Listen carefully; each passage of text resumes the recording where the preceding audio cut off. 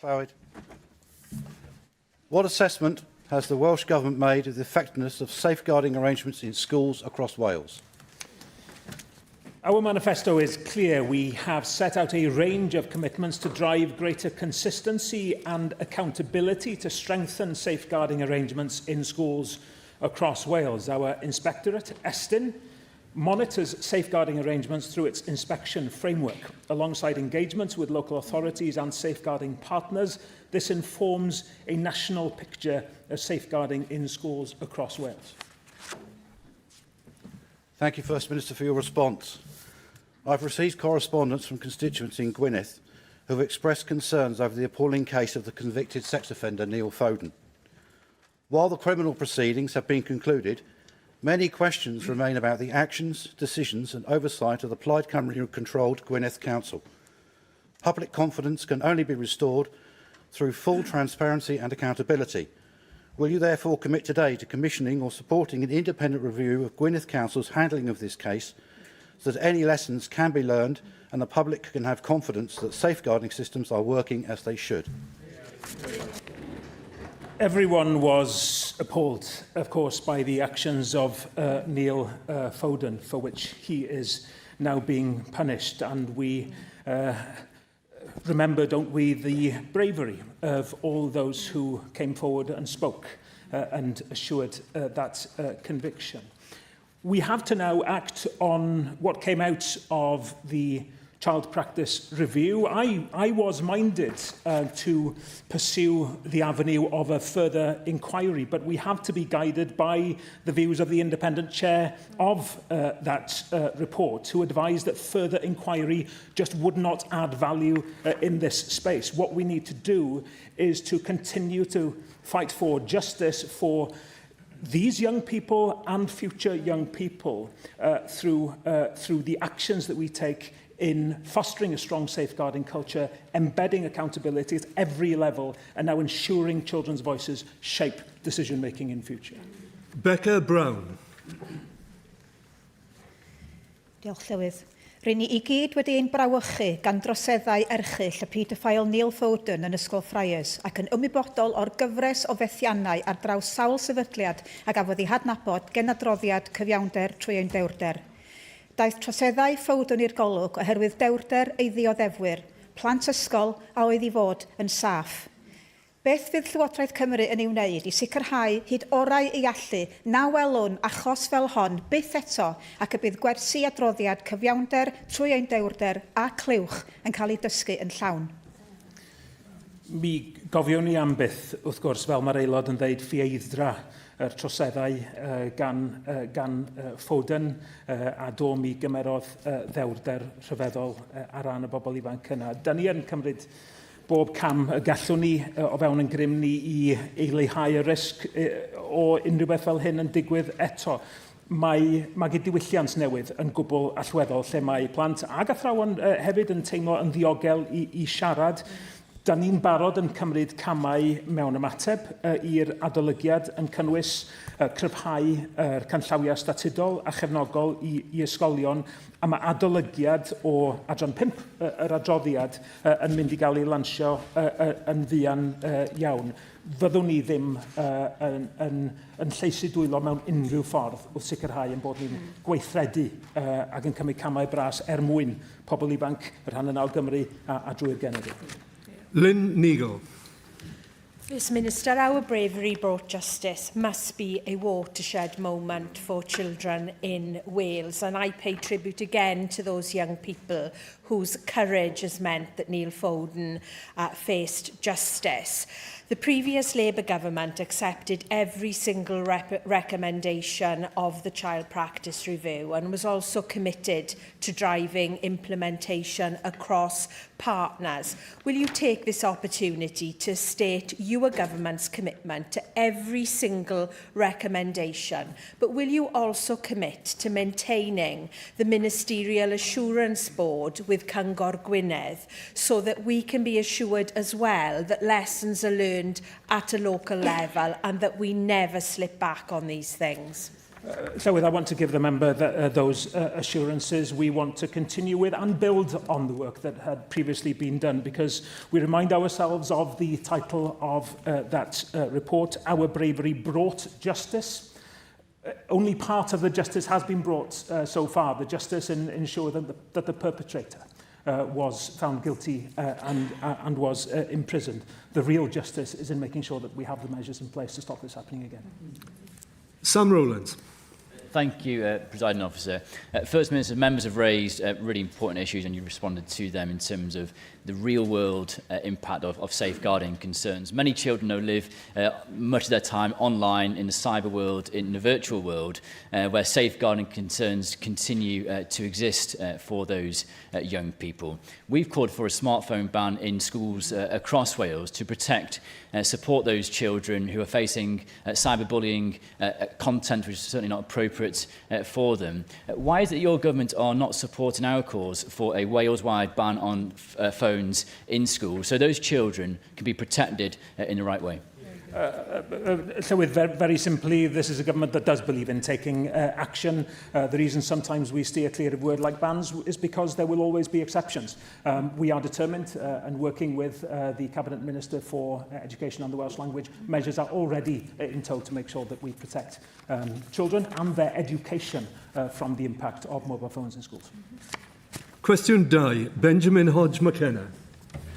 Thank you, Llywydd. What action is the Welsh Government taking to use its devolved powers to minimise the tax burden in Wales? Devolved taxes make a significant contribution to the budget, providing £4.4 billion for vital public services and infrastructure in Wales. These revenues enable investment to boost economic growth, to improve our NHS, schools, childcare, housing and public transport. We plan to reform business rates to better support high street businesses and explore ways of making council tax fairer. I recognise the need for well-funded public services, not just for the impact they have on people's lives, but also for the foundational role that they play in a healthy, developed economy. I also understand that an excessive tax burden can discourage economic activity, which then leads to an overall lower tax take. The First Minister has said previously that his government will not raise income tax. Previous governments in Wales have made similar commitments, but we still have seen taxes risen through new mechanisms such as the tourism levy. Can the First Minister today confirm that his government will not be raising any taxes, new or existing, in Wales during this term? I reiterate, Llywydd, that there will be no change to rates of income tax. We don't have the tools to set a taxation system that works for Wales. I'll say this, I want to bring in further taxation in Wales through a thriving economy and through businesses that flourish. But let me make it clear. Taxation is a fundamental part of our democratic and governmental structures. What we should seek always, be that for individuals or for businesses, is fair taxation. Cutting tax for the sake of it, for political reasons, for example, is not what the people want. I believe that what people and businesses and the economy wants is excellent quality public services, support from government within a fair tax system. First Minister, the cost of living crisis and the cost of doing business crisis is evident. And when in opposition, you and your colleagues spoke regularly about these concerns. Now, you have the levers of power. Will you use them to ease the burden on the pockets of citizens and businesses? And I heard your answer just now where it looks like you may be looking at certain things. So, First Minister, will you be reviewing land transaction tax for first-time buyers to put them on a fair footing with first-time buyers in England? Very much an issue in my constituency near the borders. And will you review business rates to at least help our SMEs combat the damaging policies levelled on them by Labour in Westminster? The clock is ticking and the honeymoon is coming to an end. The member echoes in some ways my call for a fair taxation system, and therefore, yes, we will be reviewing business rates, as we have said we would, because we want to make sure that it works well for businesses in Wales. In particular, we want to make sure that town centres and high street businesses are supported well. On land transaction tax too, exactly the kind of tax that we want to see to review, that we need to review to make sure that it's working in the interest of the people of Wales. You know, we are very aware to our ability to use a taxation system in a progressive way. And again, that's why we continue to be determined to find a replacement in time for council tax. John Clark. Diolch, Llawn. First Minister, the tourism tax is one of the biggest worries for businesses in my constituency. Will the government consider reassessing their approach to this issue and give business confidence by scrapping this tax? Will the tax be scrapped? No. I believe in our tourism offer in Wales. I'm very, very proud of our tourism offer. We live in a beautiful country. We have facilities that lend themselves to tourism. You know, I want to use the tourism levy in a way that improves the tourism offer. It is up to individual local authorities, of course, whether they bring in a tourism levy in their areas. But let's remember what the other part of this is. Where tourism happens, there are impacts on communities. And as well as improving the tourism offer, there's an opportunity here to put the mitigation measures in place so that tourism is something that we can control and mould, working with tourism operators into something that works for the industry and for the communities where tourism takes place. Jane Dodds. Diolch yn fawr iawn, Llywydd, and good afternoon, Prif Weinidog. Do you know, I find it absolutely astonishing that there are still calls from Reform UK to cut the tax revenue. Such proposals are just completely reckless when our communities and our public services are really facing cuts. And let us also not forget that many of those calling for tax cuts were also among the strongest advocates of Brexit. Wales continues to pay the price of that decision, and recent analysis suggests that Brexit is costing the Treasury £90 billion every year and Wales £3 billion every year, losing that revenue. So would you agree with me, Prif Weinidog, that we need well-funded public services and that tax cuts should not be happening? Diolch yn fawr iawn. Well, I certainly agree with the member about the damage of reform policies, but Brexit is one of those. And remember that reducing income tax by 1 pence would have cost £299 million. Now, that would be to the detriment of public services in Wales and the people we are here to serve. I again reiterate that my belief is in a fair taxation system that's also a realistic taxation system that recognises the need to have not just well-funded but well-run public services, and this government is all about making sure that our public services are well run and that is done within our means too. Galwaf yn awr ar arweinwyr y pleidiau I holi'r Prif Weinidog ac yn gyntaf arweinydd Reform UK, Dan Thomas. Diolch, Llywydd. First Minister, it was a disappointing day for Welsh industry and Welsh jobs when Tata made their announcement about the delay of the construction of the electric arc down at Port Talbot. In April, I met Tata's Chief Executive along with our Shadow Cabinet Minister for Industry. It was a positive meeting, but given the £500 million of taxpayer investment and given the number of Welsh jobs at stake, we managed to secure reassurance that the arc construction was on track and that it was still viable. So what engagement has the First Minister had with the Chief Executive of Tata? Specifically, when did you last meet with the Chief Executive? Were you told about the delay before Tata shareholders? And I hope as a courtesy that you were. And what have you done to seek reassurance from the UK Government to secure our public investment and secure Welsh jobs?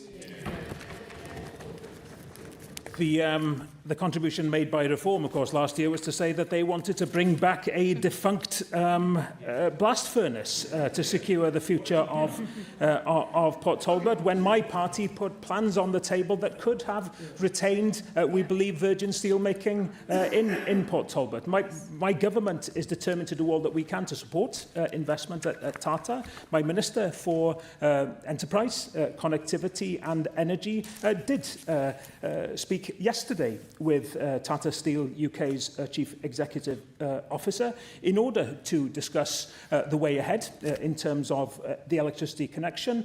Many of the powers, of course, are in the hands of UK government, but we will do everything in our powers as a Welsh government to facilitate progress towards the delivery of that investment, and that is why my Minister acted so quickly.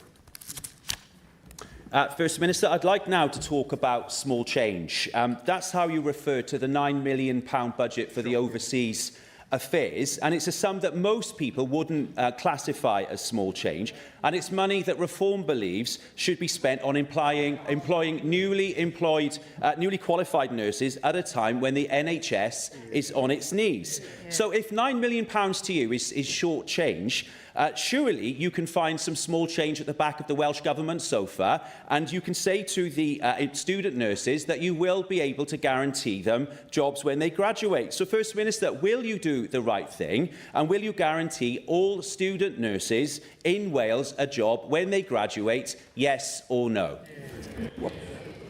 Putting a robust plan in place to make sure that people who have decided to devote themselves to careers in nursing or medicine or all the allied health professionals is a core part of our delivery of a workforce strategy. That is why my Minister for Health and Care has already begun the work of ensuring that we are able to support students to have careers within the NHS. That's why they decided to go into those professions. And in terms of scales of spending on our overseas office, it's not that much more, is it, than the leader of your party took to secure his own security, or was it to buy a house?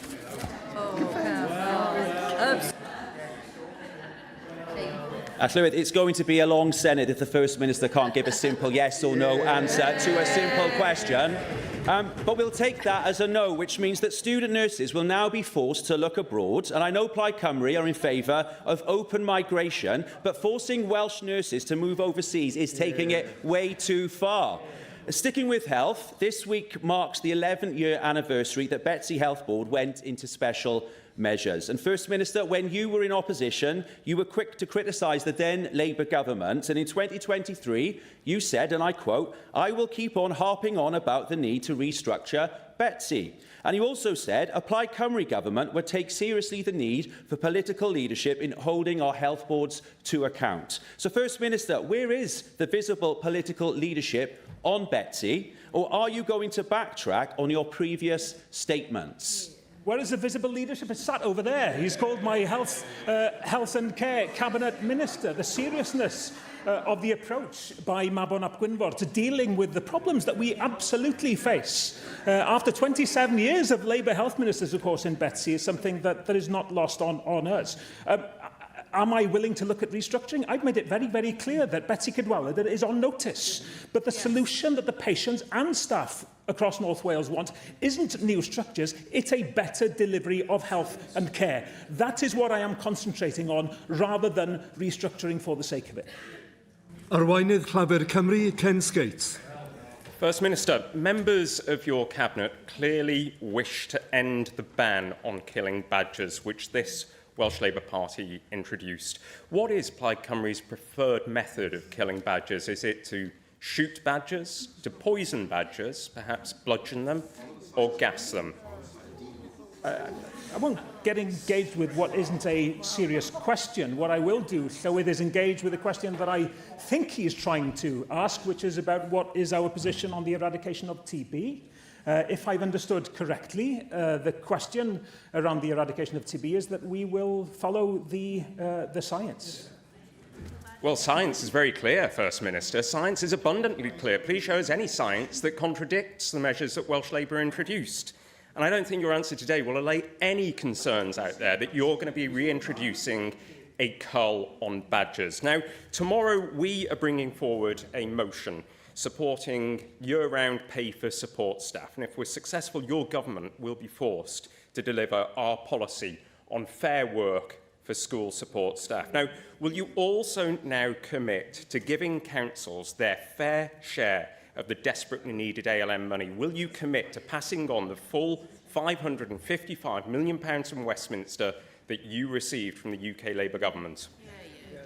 A number of points there. I believe in fair work first. It's a principle that we outlined when I spoke at the recent TUC Congress, of course, in Llawn. On ALN, I have to praise the previous administration here. Payments made in England, of course, are to cover historic debts by local authorities. Because of ALN, the previous government, whose previous education minister is sat next to the leader of the Labour group, managed a situation where we didn't have that debt. So what we need to do is make sure that we have structures in place to support children with additional needs and their parents, and to build up the case for new structures by the time there will be consequences flowing through the system from England in 2 years' time. Arweinwydd y Caedwadwyr Cymraeg, Darren Miller. First Minister, can you tell us what steps your new government is taking to ensure that developments of national significance do not permanently compromise Wales's most productive agricultural land? Prior to taking office, you firmly stood with your constituents on Anglesey to oppose the massive industrial-scale solar farm proposals on Project Mine Here and Alaw Morn. In fact, you said, and I quote to you, that you had deep concerns about the scale of solar developments, and you said that projects like those would lead to the loss of large swathes of productive agricultural land and the associated economic activity and farming jobs. I agree with those statements. Now that you're First Minister, of course, you've got the opportunity to do things differently. So do you stand by those comments that you've previously made, and will you now take action to protect rural Wales by changing the planning framework to make sure that projects like that can no longer proceed? It's a very fair question, and I can answer very simply that yes, I do stand by the comments that I have long made, that I do believe we need to protect our best and most versatile land. It is not, however, necessarily a case of changing the planning frameworks. And the reason I say that is that my frustration with the previous government is that it was going against current frameworks, which does say that BMV land should be protected in allowing certain schemes to go ahead. So that's a pretty honest answer, saying I agree with the member, but I'm not convinced actually that the weakness in this particular instance is on what the planning guidelines say. Well, there is a weakness in the planning guidelines because, as you know, there is an assumption in favour of large-scale solar farms in most parts of Wales now, and not just solar farms either, but large wind farms as well, with pylons marching across the whole of the countryside. And that is a fault of the National Planning Framework, Future Wales 2040, which clearly needs to be revised in order to protect this very important pieces of land. Let's face it, once this land's gone, it's gone, right? We're never going to get it back. So we must make sure that we have the right balance while supporting renewables where necessary, in the right places, on top of factories and, alongside industrial zones. But in terms of productive agricultural land, we've got to protect it. So can I ask you and urge you now to look at the planning system, review the national framework, and in the meantime, to implement an immediate moratorium on industrial-scale solar and wind farm developments so that we can protect prime agricultural land here in our country. I hear what the member says, and I've expressed as clearly as I can that I'm in agreement with the member on that core principle, but I don't think necessarily that frameworks need to be changed. It's the application and the consistent application of those rules that the previous government, I thought, was not doing. The member is also conflating a couple of different issues here when it comes to connectivity issues and so on. There are different issues on making sure that energy projects go ahead in a way that allows us to fulfil our environmental obligations and reap the jobs and look after the communities affected. It is not so much an issue of the loss of best and most versatile land in that matter. It's a different issue. But of course, as with everything, we will keep planning policy under review to make sure that it's fit for purpose, whether it's on energy or any other issue. Question 3, Mae'r Rowlands. Sut bydd Llywodraeth Cymru yn mynd ati adfywio stryd fawr mewn trefi ar draws Bangor Conwy Môn? Mae sefydlu'r tasglu canol trefi'n dangos ymrwymiad clir gan Llywodraeth Cymru i adfywio canol trefi ar hyd a lled Cymru. Mi fydd y tasglu'n edrych ar opsiynau ar gyfer adrethu anomestig a diwygio'r broses gynllunio i gefnogi canol trefi mwy bywiog, amrywiol a defnydd cymysg. Mi fydd hyn yn cynnwys darparu mwy o gartrefi a gwneud gwell defnydd o eiddo gwag. Mi ydyn ni am un stryd fawr, ffynnu a chwarae rôl bwysig mewn economia lleol ar gyfer y dyfodol. Diolch Prif Weinidog am yr ymateb. Mae Bangor Conwy Môn yn gartref i nifer o strydoedd mawr oedd unwaith yn ganolbwynt ar gyfer gweithgaredd a thwf economaidd, ond mae blynyddoedd o lymder dan ceidwadwyr a diffyg strategaeth synhwyrol gan Llywodraeth Flaenorol Cymru wedi golygu bod nifer ohonynt eisoes wedi dirywio. Yn achos Bangor, fel enghraifft dinas brifysgol a oedd yn arfer bod ymysg y strydoedd mawr prysuraf yng Nghymru, sydd erbyn hyn yn gweld gormod o fusnesau'n cau drysau a'r potensial am stryd fawr fodern yn cael ei golli. Mae gen i bob ffydd y bydd y Llywodraeth yma mynd ati adfywio'n strydoedd mawr gyda datrysiadau arloesol, strategaeth gredadwy a chefnogaeth wirioneddol i alluogi busnesau annibynnol i ffynnu. A all y Prif Weinidog felly amlygu sut bydd Llywodraeth Cymru yn annog gweithio mewn partneriaeth i ddatblygu a gweithredu cynllun adfywio uchelgeisiol ar gyfer strydoedd mawr fel Bangor, gan ganolbwyntio ar ddenu buddsoddiad angenrheidiol a sicrhau dyfodol llwyddiannus i'r stryd fawr. Dwi'n gwybod beth sydd wedi digwydd i stryd fawr Bangor, achos stryd fawr Bangor oedd yn stryd fawr i pan o'n i'n tyfu fyny, ac ydy mae o'n siom i bobl o'n oed i sy'n cofio y prysurdeb mewn blynyddoedd a fi i weld gymaint llai o egni sydd i'w deimlo yna. Ond dwi'n dal yn gweld potensial. Dwi'n gweld dinas falch sydd yn barod i weld i stryd fawr yn cael ei ail egnio. Y gair allweddol i fi yn y cwestiwn oedd partneriaeth. Mae yna partneriaeth allweddol. Busnesau y Mangor. Mae yna bobl mewn busnes y Mangor sy'n wirioneddol eisiau gweld cynnydd. Mae yna brifysgol y Mangor dwi eisiau gweld yn rhan allweddol fel partner. Mae'r cyngor, dwi'n gwybod, yn eiddgar i symud ymlaen. Tynnu y partneriaid yna at ei gilydd sy'n bwysig, a dwi'n meddwl bod yr tasglu canol trefi yn mynd i fod y ffordd ddelfrydol i ddechrau'r gwaith o dynnu'r bobl ynghyd sy'n angen sicrhau bod yr amgylchiadau yn cael ei creu i symud ymlaen, a hynny ar ben camau fel dwi wedi crybwyll yn barod fel edrych eto. Helen Jenner. Diolch, Llywydd. First Minister, Plaid Cymru's manifesto promised business rates reform to support local high streets and independent businesses.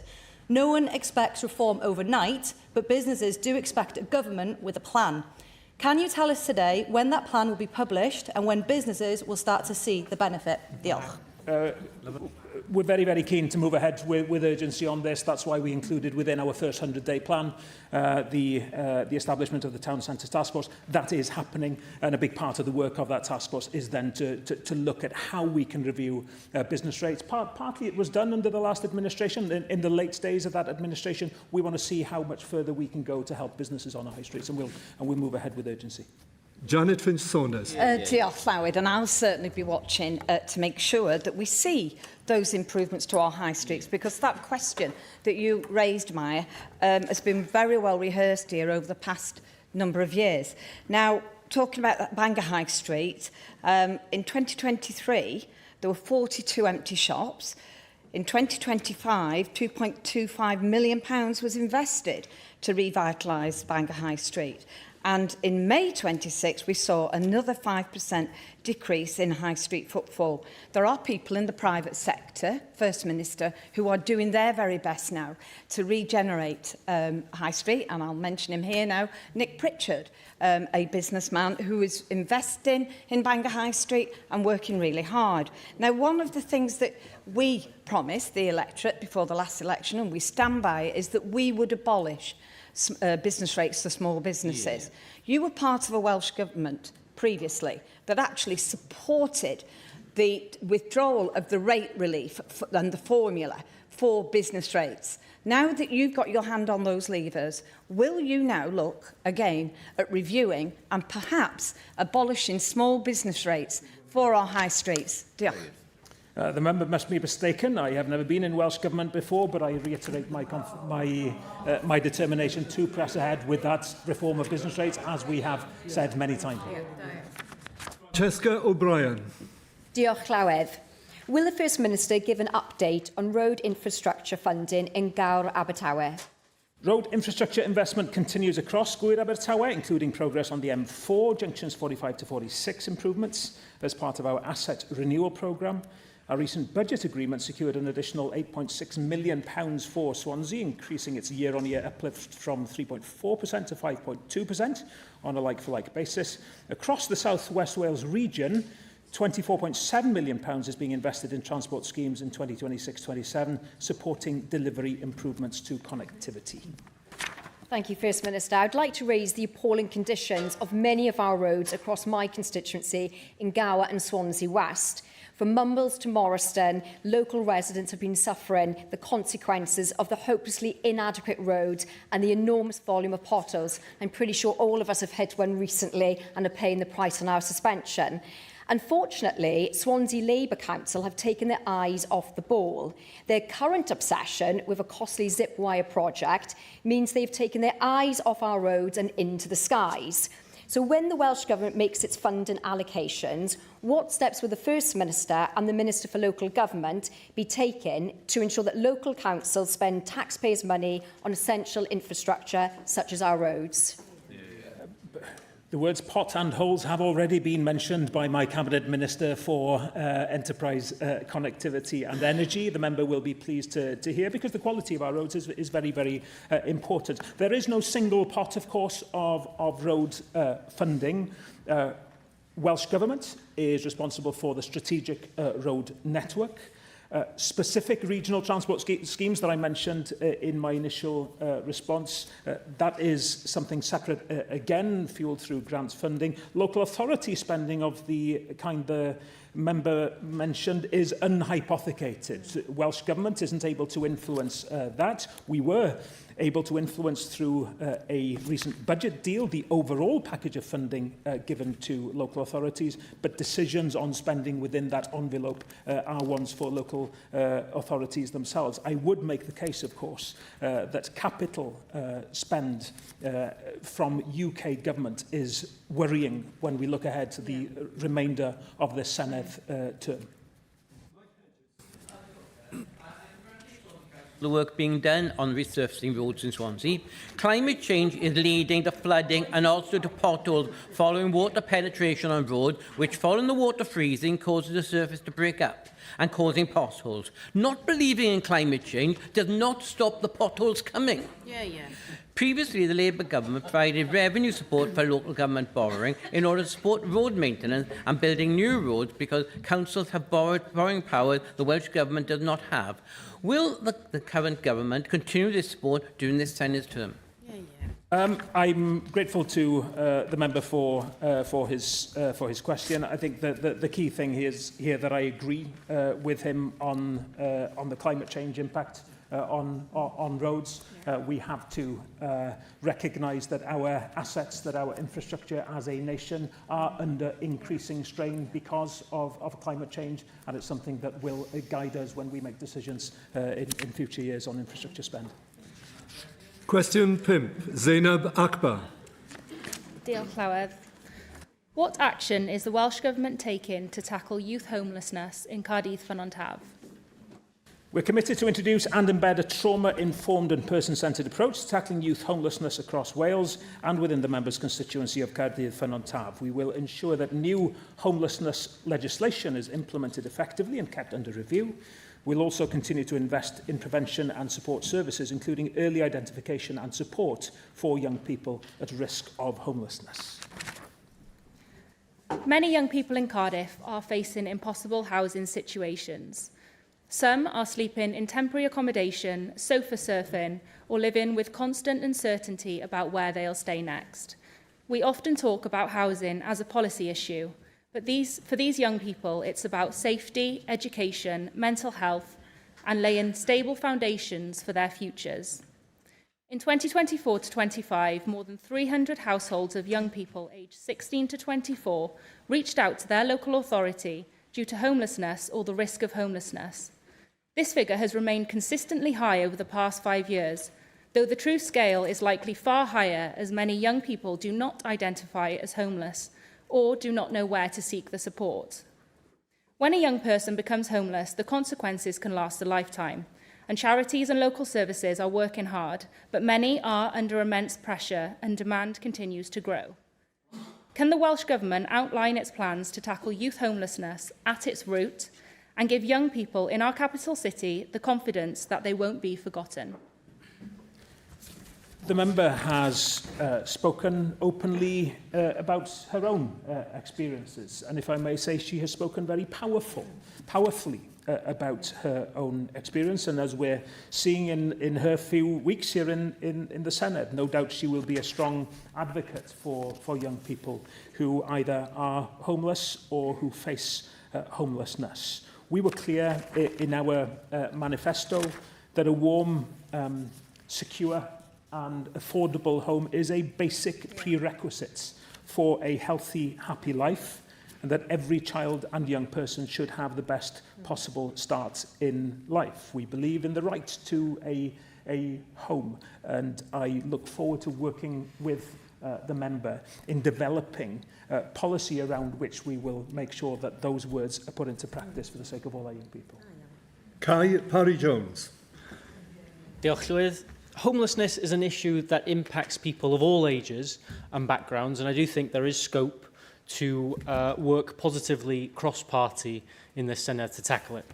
I'd like to raise specifically veteran homelessness. I know you will agree we all owe a debt to our veterans, and I know a great number of my constituents believe it is intolerable that people who have served our country are potentially sleeping on the streets of our capital. And I say potentially because at the moment we have no regularly collected data on veterans' homelessness by local authorities in Wales. So will the First Minister consider working with his colleagues here and in local councils to look at putting in place robust data gathering and reporting of veterans' homelessness in Cardiff and Taff, and indeed across Wales? Diolch yn fawr.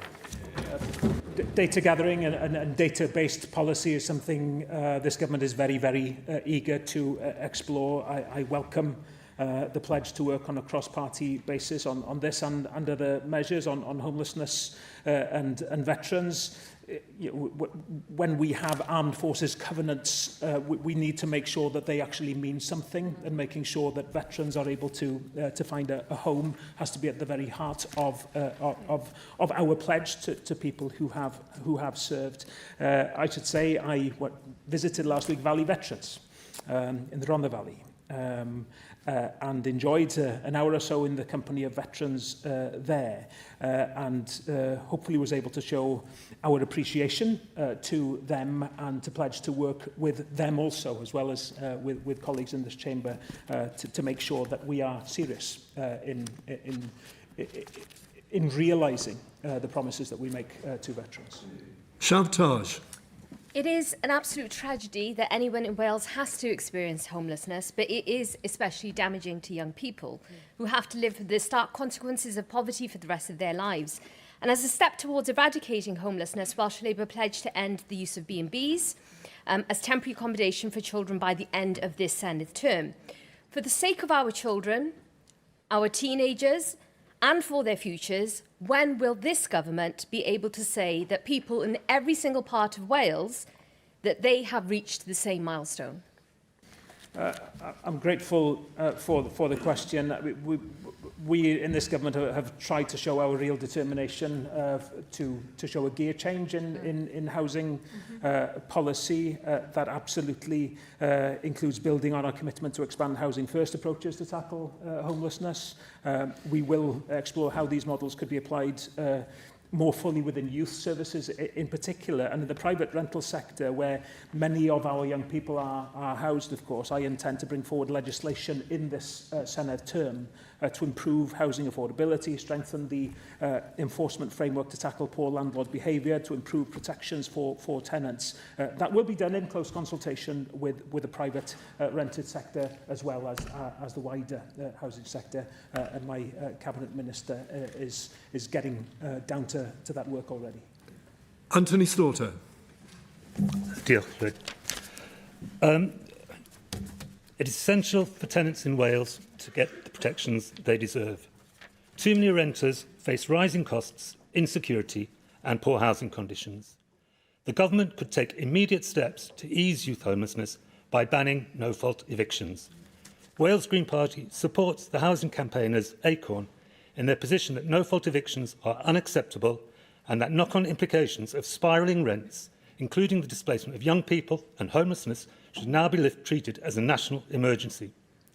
No-fault evictions are already banned in England, yet tenants here live with the ongoing anxiety of losing their home without reason because they have a Welsh postcode. In your manifesto, you promised to protect renters. What is the government's plan to move at pace to end no-fault evictions and stop rents escalating through bidding wars? The member showed during the recent election campaign that this was a priority area of his, and I hope he sees that it's something we are very, very keen to move forward on quickly and to work in partnership with him also. Fair rents is at the core of our housing policy. Alongside that is the protections that we need to put in place. It is, the truth now that we are lagging behind England when it comes to protection for renters, and that's something that we will move at pace to put right. Cwestiwn 6, Gareth Beer. Diolch, Clywyd. First Minister, what is the Welsh Government's positions on plans for energy infrastructure projects in my constituency of Carmarthenshire? Wales will need significant investment in our energy infrastructure to meet growing needs from industry, businesses and homes across Wales. Our national energy strategy will set out how Wales will meet our energy needs in a sustainable way that benefits people and communities and minimises negative impacts. We will work to secure the full benefits for Welsh communities from energy projects. Across Carmarthenshire, from Pumsant to Binia to Ferryside to the Towie Valley, people are angry, First Minister. They see their countryside being industrialised with massive wind turbines, huge solar sites, substations and miles of pylons. There's concrete disruption and destruction on their productive farmland. And what angers them most, First Minister, during the campaign, Plaid Cymru stood with these communities, nodding along to their concerns, offering warm words and so-called alternatives. But now in government, those same communities feel completely abandoned. So let me ask you directly, was this just lip service to get elected? Are rural communities in Carmarthenshire now simply being told they must sacrifice their land, their farming, their tourism, their way of life to satisfy your ideological obsession with net zero, no matter what the cost? And why would anyone trust Plaid Cymru again when it says one thing on the doorstep and does the exact opposite in government? Diolch. Well, he's consistent. This is a government that genuinely understands the need to have an approach to energy that recognises the role that communities play and the protections that communities want and deserve. The member says don't have any developments, perhaps not surprising given the climate change denying views within his party. I say let's recognise the need for all of us to fulfil our environmental obligations, the need for all of us surely to try to reap the economic benefits from renewables projects, but let's also recognise the necessity to look at the community, community ownership, community profit sharing, a wealth fund for the nation, the design mitigation that can go into allowing projects to go ahead in sympathy and with the support of communities. That is a difference of principle between the member and myself. Cwestiwn 7, Ciara Marshall. Diolch, Llywyd. Pa gamau mae Llywodraeth Cymru yn ei gymryd I cefnogi tenantiaid y mae'r sgandal cladin yn Victoria Wharf yn effeithio arnynt?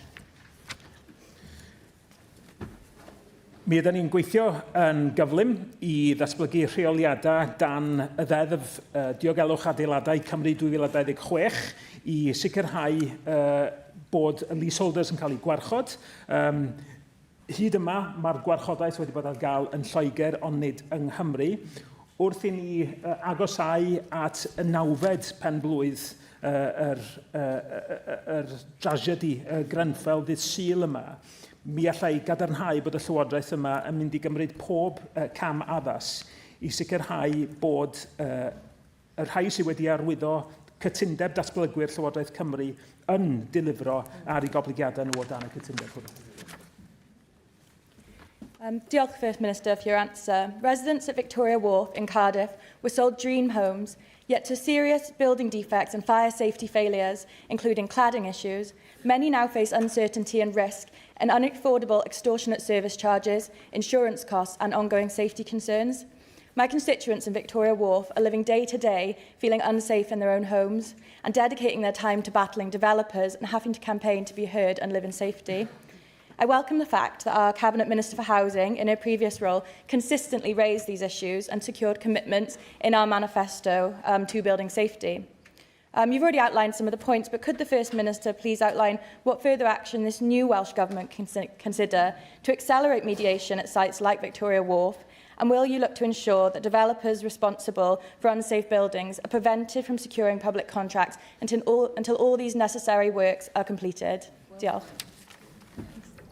As we approach, as I say, the 9th anniversary of the terrible Grenfell Tower tragedy, we reflect on the fact that for 9 years, people have lived in fear of whether it might be them, and the real anxiety of being a leaseholder and the impact that has. And today, my thoughts are very much with the thousands of leaseholders in Wales who continue to worry and suffer in the wake of that tragedy. I think people deserve now to see action. We've had too much dragging of feet. As I say, I'm pleased that all signatories to the contract have said that they will have work started at every development in Wales by the end of this year. We are working quickly to introduce, though, regulations under the Building Safety Wales Act to ensure that leaseholders in Wales have the protection afforded by remediation orders and remediation contribution orders, those only available in England so far, and I can confirm that the Welsh Government will start the process of consultation on these regulations in the coming weeks. Joe Martin. I'd like to thank the member for submitting today's question. For years, people have been trapped in unsafe homes, unable to sell, unable to remortgage, living with soaring insurance premiums and, in their own words, fighting for their lives. Let's be clear why this fiasco is still going on, despite the human cost and despite the superhuman efforts of campaigners to secure justice. At every turn, the previous Labour government met them with warm words and no action. Developers were given voluntary pacts with no teeth. They missed their own targets and faced absolutely no consequences. 4 years after those pacts were signed, only 4 affected buildings are fully remediated of a total of 161. Labour were happy to send money overseas to fund vanity projects while leaseholders were bankrupted. So, First Minister, will you commit today to legally binding remediation deadlines, real sanctions for developers who miss them, and finally give the people of Victoria Wharf and across Wales the justice that Labour denied them for over a decade? The member's right that warm words aren't enough anymore. I'm well aware that leaseholders need more than thoughts and warm words and the like. They're desperate for action, and this government, as I say, will do everything in our power to ensure that those who have signed the developer contract deliver on their commitments. I want to be as clear as I can. This government does expect developers to prioritise the needs of leaseholders and ensure they are remediating all their buildings as quickly as possible. And in further assurance, we will be actively considering appropriate enforcement action where signatories to the contract are failing to deliver. Hugh Thomas. Diolch, Brif Weinidog. Dwi eisiau ychwanegu fy llais i'r corws trawsbleidiol ar y mater hyn. Dwi'n gwerthfawrogi yng nghyfaill i yn codi'r pwnc yma. It is clear there is cross-party consensus on this issue. Wales has passed very strong legislation going beyond just cladding but also taking in fire safety. The issue, I think we can all acknowledge, is one of urgency. Now, there are practical challenges to delivering some of the remediation. So my question in part is, how will the Welsh Government take action to support and overcome some of those practical issues, for example, skills within the sector to carry out some of the remediation work? But more specifically, and it echoes the question of both Ciara and Joe, how, Prime Minister, how will your government hold these companies to account if they continue to prevaricate? I met with a owner-occupier in a different block in Cerrig Penarth last week. They are suffering real mental anguish as a result of this crisis, a crisis not of their own making. We all owe it to them to act together to resolve this issue. Thank you. Mae'r aelod, wrth gwrs, yn un o aelodau etholaeth yng Nghaerdydd, yn gyn-arweinydd Cyngor Caerdydd, lle mae llawer iawn o'r adeiladau yma, wrth gwrs. Felly dwi'n deall yr ymwneud yma o wedi gael ar mater yma. As I say, what we have now is that legislation that is very, very fresh, but now does allow us to move forward. I've mentioned our willingness to consider enforcement action where steps aren't being taken, but building on that legislation in particular, as I say, the key thing is that now we start immediately, without further delay, on the consultation on these regulations in coming weeks, so that we are ready actually then to act after years of talk. Question 8. Carrie Harper. Can the First Minister outline what work the Government is doing to further a community-led approach to planning? Planning is the cornerstone to ensure the right type of development happens in the most sustainable locations, developing real benefits for our communities. Community engagement is an essential part of the planning process. I'm considering how our policies and guidance can be strengthened to enhance effective and meaningful community engagement. First Minister will be aware of the situation in Wrexham regarding the local development plan, which was withdrawn by the previous Welsh Government due to a successful court case brought by Wrexham councillors. The thrust of objections to that plan were based on the rigid approach taken by the previous Labour Government, who were aggressive in their response to concerns raised by councillors, specifically around outdated housing numbers based on inaccurate population projections, and there were also concerns regarding the low level of affordable housing in the plan, which did not align with Future Wales 2040. Can the First Minister outline what steps a new Plaid Cymru government will take to ensure that local development plans can be amended in response to real-time changes in local housing needs, and that the new Welsh Government will work in a spirit of cooperation with local authorities to ensure local plans work for our communities? With local authorities is key, and can I congratulate the member for the stand that she took on behalf of constituents that she represents in Wrexham. I have asked officials to identify options to increase community engagement in LDP preparation and planning decisions. By definition, that has to include local authorities too. And when preparing a local development plan, local planning authorities have to stick to the national planning policy as set out in Future Wales and Planning Policy Wales. But remember, both of those can be updated regularly to reflect government priorities. We will revisit those, and I am currently considering the merits of whether those changes can be beneficial. But partnership is key in finding a way forward. Sarah Edwards. Diolch. First Minister, constituents affected by the proposed pylons tell me they feel ignored and excluded from the decision-making process. Will you commit today to meeting with those residents, listening to their concerns, and ensuring their voices are properly heard before any further decisions are taken? There are plenty of opportunities, of course, which is important for campaigners to meet their representatives, and it's only right. But I come back to the point that I made at the beginning of an earlier answer. This is a government that recognises the importance of listening to communities. It has to be at the core of decisions when they are made, whether that's in relation to housing or whether it's in relation to energy projects and so on. And that community approach is, if you like, a core value of the way this government wants to work. Cwestiwn 9, tynnoed yn ôl. Felly cwestiwn 10, Christiana Emsley. Diolch, Hywyd.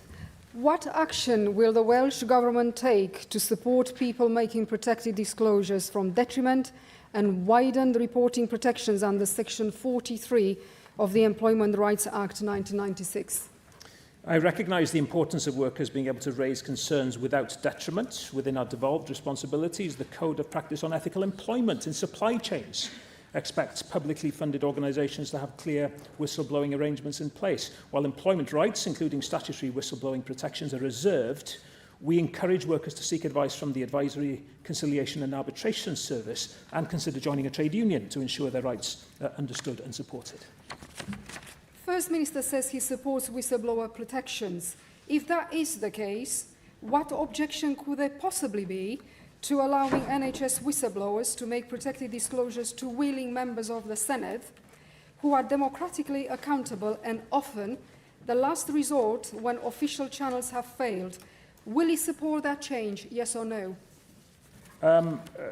I invite the member to write if there's a specific issue that she would wish to discuss. I can only speak in general terms. We want workers, whether that's in health or any other part of public service, to feel confident to raise concerns without fear. We will continue to use our levers, influence and leadership to support that aim in any way we can. Cwestiwn 11, Lly'r Powell. What assessment has the First Minister made of accident and emergency performance in South East Wales? We will support an Aid and Bevan Health Board to improve outcomes for people needing emergency care by strengthening urgent primary, community and social care. This whole system approach will improve patient flow, support people with escalating needs closer to home and help avoid unnecessary admissions. NHS Performance and Improvement is already working with the Health Board to support delivery of its plan. Thank you for that answer. First Minister, your Deputy Minister for Social Care is recorded as saying that she's long campaigned for Ysbyty Ystrad Fawr to be made a general hospital. One of your backbenchers is on the record as stated it must be a doctor-led A&E in Caerphilly. Given the support your party's given for an upgrade in the services, when can my constituents expect that upgrade, and will he now commit to it fully today? I don't think it's a structural change of that kind that will deliver the improvements that the people of the old county of Gwent wish to see in terms of delivery of emergency care. We recognise that performance at the Grange Emergency Department, for example, remains under sustained pressure, reflecting wider system challenges across urgent and emergency care. That hospital plays a critical role for the Gwent population, and we are committed to supporting an Aid and Bevan University Health Board to deliver timely, safe care at that crucial accident emergency department serving that part of Wales. Ac yn ola, Prif Weinidog, cwestiwn 20, Jane Dodds. Dyma fi eto, diolch yn fawr iawn, Llywydd, and good afternoon again, Prif Weinidog. To get to question 12, that is a real achievement. Diolch yn fawr iawn. What are the Welsh Government's current priorities for childcare? Priorities for childcare are clear. This government will introduce a transformational universal childcare offer, which at full rollout will be the most generous childcare offer in the UK. While the lack of action by previous administrations has meant that families in Wales pay some of the highest childcare costs in the UK, our offer will help families with the cost of living and give children the best start by accessing high-quality early years provision. Diolch yn fawr iawn. First Minister, I warmly welcome your ambition on childcare. The contrast with Reform, who offered nothing on this issue, could not be clearer. Wales has the least generous childcare offer in the UK, despite having the lowest wages and highest child poverty in any UK nation. That's why a truly universal system, one that fills the gaps our current confused and fragmented offer leaves behind, is absolutely essential. We know that 75% of children in poverty living in Wales now live in working households. A mother on a low wage with a child under 2 can spend nearly 60% of her earnings on childcare. A universal offer not deliberately designed to reach the most disadvantaged risks bypassing the very families that it should serve. Therefore, Prif Weinidog, could you outline your plans and your party's plans going forward for this very welcome universal free childcare offer? Diolch yn fawr iawn. The childcare offer that we put forward at the recent election was there for a number of different reasons. One is to give children a good start in life. It's to help parents get back to work and help the economy in that way, but I welcome the fact that the member referred to the child poverty element of this too. With so many children living in poverty, we have to look at this as a measure that can give real support to families. We will very soon be establishing our expert steering group. Work on that is being completed now, and a childcare task force in the Welsh Civil Service to firmly establish the phased delivery of the new offer, workforce planning, improving access and streamlining application as clear priorities. And I'm glad again today to hear the support for that principle by the member. Diolch yn fawr iawn, Prif Weinidog ac aelodau Senedd hefyd. Rydyn ni'n symud yn awr at datganiad y cyhoeddiad busnes, galwaf ar trefnydd, Helydd Fychan. Diolch fawr iawn, Llywydd. Ers y cyfarfod llawn diwetha, mae un ychwanegiad wedi wneud i agenda heddiw. Yn hwyrach y prynhawn yma, mi fydd y Dirprwy Weinidog Trefnidiaeth yn gwneud datganiad ar wydnwch seilwaith allweddol. Mae busnes drafft y tair wythnos nesaf wedi nodi yn y datganiad busnes sydd ar gael i bob aelod yn electronig. Diolch yn fawr. Lly'r Powell. Diolch, Llywydd. Given that suicide rates in Wales remain high and that men account for most suicide deaths, will the Welsh Government provide the Senedd an update of its suicide prevention strategy, and what further action is it taking to reduce male suicide rates? Because this is something I believe we could work across the chamber to achieve. Yn sicr, gai diolch i'r aelod am godi mater hynod o bwysig. A fel ydych chi'n wedi dweud yn berffaith iawn, mater trawsbleidiol yma gofyn i ni weithio gyda'n gilydd dros fo. Mae'r gweinidog cabinet a'r dirprwy weinidogion perthnasol yma, a dwi'n siŵr y bydden nhw yn falch iawn o ddod a datganiad ymlaen, boed hynny'n ysgrifenedig neu'n llafar, a mi wna i drafod efo nhw o ran hynny, ond yn sicr, mi oedd na ymrwymiad yn y chweched Senedd i weithio'n drawsbleidiol. Dwi'n gobeithio cawn ni yr un ymrwymiad yn y seithfed Senedd hon. Mike Hedges. Thank you, Presiding Officer. I'm a graduate of Swansea University, and like all other local Senedd members, including yourself, on the University Court. I'm asking for an urgent government statement on the planned redundancies in the computing department of Swansea University. If we are to improve our economy and productivity, we need to support university computing departments. Will the Welsh Government meet with the Vice-Chancellor of Swansea University and others offer support for computing at the university and find a way forward so we can benefit from that really good work being done there? Wel, diolch yn fawr iawn i'r aelod am y cwestiwn hwnnw. Mi fyddwn ni'n awgymell eich bod chi'n ysgrifennu at y gweinidog cabinet perthnasol yn amlinellu eich pryderon chi, a mi fyddwch chi, dwi'n siŵr, yn cael yr ymateb drwy sianeli priodol. Paul Davis.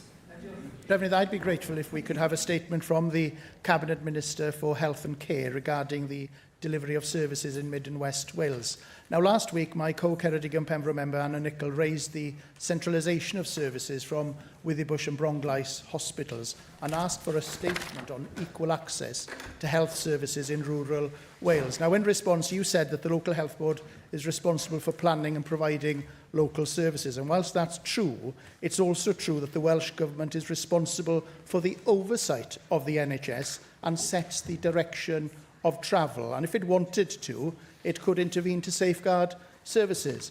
Now, during the election campaign, Plaid Cymru highlighted an online petition calling for the Welsh Government to intervene and save services, and it also supported the calls for a stroke unit at Bronglais Hospital. And yet, in a response to a written question to me on this matter, the Cabinet Minister has passed the buck back to the local health board. Therefore, given the lack of clarity on this specific issue, I'd be grateful if we could have a clear statement from the Cabinet Minister for Health and Care so that the people of Ceredigion and Pembroke can understand whether the Welsh Government will intervene to safeguard essential services at Withybush and Bronglais hospitals. Diolch fawr iawn i chi am y cwestiwn hwnnw. Yn sicr, mi fyddwch chi wedi bod yma ar gyfer datganiad blaenoriaethau'r gweinidog cabinet dros iechyd yr wythnos diwetha, lle buodd o'n glir ynglŷn â'i disgwyliadau o ran perfformiad ar geiled triniaeth ledled Cymru, boed hynny yng Nghymru gwledig neu bod hynny'n drefol ag ati. Mi fyddwn ni'n annog chi i fod yn parhau i ymgysylltu gyda'r gweinidog cabinet. Mi fydd yna gyfleoedd eraill i fod yn croesoli y gweinidog cabinet yma, ond fel y gwelsoch chi wythnos diwethaf, mae eisoes wedi bod datganiad ynglŷn â blaenoriaethau'r gweinidog a'r parodrwydd hwnnw i weithio ledled Cymru i ganfod y datrysiadau dyn ni'n deisyfu. Jane Dodds. Diolch yn fawr iawn, Llywydd, and good afternoon, Trefnydd. I'd like to request a statement from the Cabinet Minister for Rural Resilience and Sustainability on the urgent need for a nationally televised emergency briefing on climate and nature. In November 2025, 10 of the UK's foremost independent experts gathered together to set out the full and alarming scale of the climate and nature crisis facing us. The evidence is unambiguous. Wales, the UK and the world is facing accelerating threats to our food security, health, infrastructure, economy and national security. Over 100 MPs have already signed a cross-party parliamentary call for a prime-time televised briefing delivered by those independent experts, and I've tabled a statement of opinion to this effect this week as well. So I'd like to just ask the Welsh Government, would you consider calling for a prime-time televised viewing of this emergency national briefing? Diolch yn fawr iawn. Wel, diolch. Gai diolch i'r aelod am godi'r pwynt yma. Mi welish i'r People's Emergency Briefing cyn yr etholiad a cael fy mrywychu'n bersonol gan hynny, ac yn sicr mi fyddwn ni'n annog bob aelod os nad ydych chi wedi gwylio eto i wylio hwn, herwydd mae yna wersi pwysig i bawb yma yng Nghymru, ond yn rhyngwladol hefyd ynglyn ar effaith newid hinsawdd, ond hefyd y cyfleoedd sydd yna i ni ymateb. Yn sicr o ran cyfrifoldebau, fi fel aelod cabinet sydd efo cyfrifoldeb dros darlledu, yn amlwg fedrwn ni ddim dweud wrth darlledwyr be i fod yn darlledu, ond be fedrwn ni fod yn wneud drwy'r gwaith y bydd y gweinidog cabinet perthnasol yn ei wneud, ydy sicrhau bod ni'n ymgysylltu, bod ni yn gweld gweithredu, a dwi'n meddwl bod yna rôl i ni gyd fod yn rhannu y link i'r ffilm bwysig hon ac yn annog pawb i fod yn ymwneud ac deall beth yw'r gwir heriau dyn ni'n ei wynebu yma yng Nghymru. Sarah Evans. Diolch, Llywydd. Trefnydd, I'd like to request a written statement from the Cabinet Minister for Health and Care regarding the ongoing industrial action being taken by health visitors within Cwm Taf Morgannwg University Health Board. I won't rehearse the full background to the dispute today, as I know that the Welsh Government is acutely aware of both the circumstances that have led to this dispute and the current position. I'm receiving frequent messages from health visitors in my constituency who are desperate to return to work. They urgently want this dispute resolved, and the prospect of having to reballot would be deeply regrettable. I appreciate that the Cabinet Minister is dealing with an array of pressing priorities, especially so during the establishment of a new government. However, this is a matter that, it seems to me, could be easily resolved. Yes. We have been informed that the Health Board has indicated during ACAS meetings that this is not a financial issue. The funding is there to resolve this. It is difficult to understand, therefore, what is preventing a resolution. Can the Cabinet Minister provide an update on the matter as we seek to ensure a resolution as soon as possible to this dispute? Diolch yn fawr. Diolch i'r aelod am godi y mater hwn, a Llywydd, dwi'n meddwl bod o'n bwysig mod i datgan hefyd diddordeb gan bod hwn yn fater sy'n effeithio ar etholwyr, a dwi'n hefyd ar y record yn codi pryderon yn ystod y chweched Senedd, a hefyd yn codi'r mater ar ran etholwyr ar y funud gyda'r gweinidog cabinet fel aelod etholaeth. Mi fyddwch chi'n ymwybodol bod y gweinidog cabinet wedi cyfarfod a chadeirydd y Bwrdd Iechyd Prifysgol Cwm Taf Morgannwg yn barod ac wedi ei nodi ei ddisgwyliadau clir bod y broses gwerthuso swyddi'n cael ei anrydeddu a mi aglygodd hyn ar y record yr wythnos diwetha.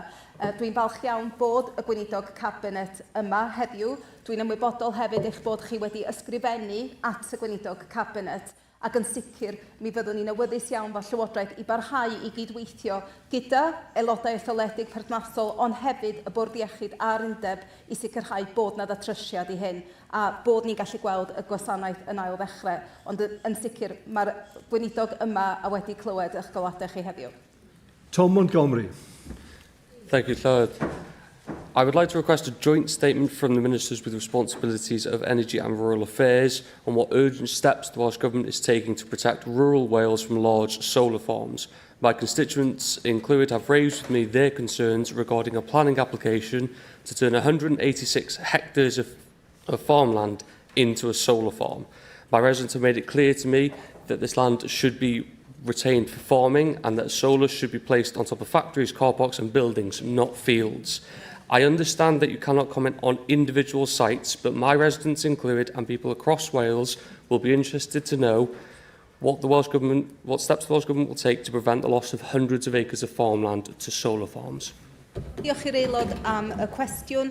Dwi'n siŵr llywydd y bydd yr aelod wedi clywed ymateb y prif weinidog yn gynharach heddiw a hefyd wedi nodi yr datganiad wnaed gan yr gweinidog cabinet yr wythnos diwetha. Mi fyddwch ni'n annog unrhyw aelod yma sydd efo pryderon am datblygiadau penodol i ymgysylltu drwy'r ffyrdd arferol a hynny drwy ysgrifennu at y gweinidog cabinet perthnasol a dyna fyddwn ni'n annog chi wneud yn yr achos yma. Jane Bryant. And it's estimated that there are over 20,000 unpaid carers in my constituency. And last week I met with the chair of Newport Carers Forum. The forum are currently focusing on supporting carers with contingency planning. Through no fault of their own, far too many carers have no plans in place for if and when they are unable to provide care. So these pressures were recognised by the previous Senedd Health and Social Care Committee in their At Breaking Point report. The report warned that unpaid carers are being pushed to the brink by a system that repeatedly fails to recognise, support or uphold their basic legal rights. Trefnydd, can you commit to the Welsh Government providing a statement in response to the At Breaking Point report? Diolch i'r aelod am y cwestiwn pwysig yna a hydden wythnos gofalwyr. Dwi'n meddwl bod fi'n siarad ar ran pawb yma o ran gwerth a rôl bwysig mae gofalwyr di-dal yn arbennig yn ei chwarae a'r arbedion sylweddol i'r gwasanaeth iechyd oherwydd i ymroddiad nhw. Dros 10 biliwn o bunnau y flwyddyn ydy'r arbedion hwnnw, ond yn amlwg mae'r straen yn aruthrol ar yr unigolion hynny ac yn rhywbeth sydd wedi cael ei gydnabod ganddo ni pan oedden ni fel gwrthblaid ond hefyd yn ei manifesto ni.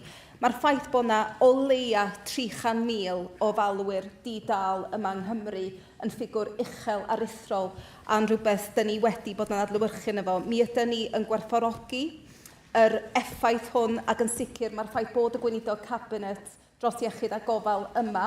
Mae gynnon ni ymrwymiadau clir o ran sut gallwn ni wella'r gefnogaeth hwnnw, ond yn sicr mi byddwn ni eisiau adeiladu ar y gwaith sydd wedi wneud yn flaenorol. Mae hwn yn parhau yn bwnc o bwys. Darren Miller. Diolch. Trefnydd, can I call for a statement from the Cabinet Minister for Rural Resilience and Sustainability on Welsh recycling rates? Obviously, one of the things that we're all delighted in is the fact that Welsh residents are amongst the best recyclers in the world. But one of the challenges that many people who want to recycle are facing is charges by some local authorities for replacement containers when their containers might blow away or their bags might blow away or just through general wear and tear. That clearly is undermining the efforts of residents in Wales to recycle, and I do think we need a nationwide approach. If some local authorities can provide them for free, then all local authorities should be able to provide them for free. Can I also request a statement from the Cabinet Minister for Health and Care to provide an update on the action that he intends to take to resolve the crisis in the Betsy Cadwaladr University Health Board? It is going into its 11th year in special measures. It's the longest period of any NHS organisation in the whole of the history of the NHS across the whole of the United Kingdom. It's not good enough. We desperately need change, and I want to know what the Welsh Government is intending to do in order to drive that change forward. Gai ddiolch i'r aelod am y ddau gwestiwn yna. O ran y mater cyntaf, yn amlwg mae yna gyfle. Dwi falch bod y gweinidog cabinet yma i wrando hefyd, ac yn sicr dwi'n siŵr y bydd o'n awyddus i fod yn deall rhai o'r heriau sy'n cael ei wynebu. Mae'r targedau ailgylchu yn rhai lle mae Cymru wedi bod ar flaen y gad, ond nid da lle gellir gwell. Ac yn amlwg mae yna broblemau o ran tipio anghyfreithlon da ni'n weld a gati. Felly'n sicr mi fydd yna gyfle i ofyn rhagor o gwestiynau i'r gweinidog yfory yma ar lawr y Senedd, a fyddwn ni yn annog aelodau i gymryd y cyfle hynny.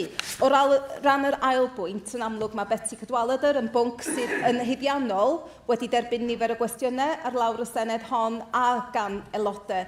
Mi oedd y gweinidog cabinet yn glir yr wythnos diwetha ynglŷn â'i ymrwymiad o ac wedi eisoes cyfarfod efo cadeirydd a prif weithredwr y bwrdd yn Ysbyty Glan Clwyd i wneud yn glir yr hyn mae o'n ei ddisgwyl o ran gwelliannau i hyn.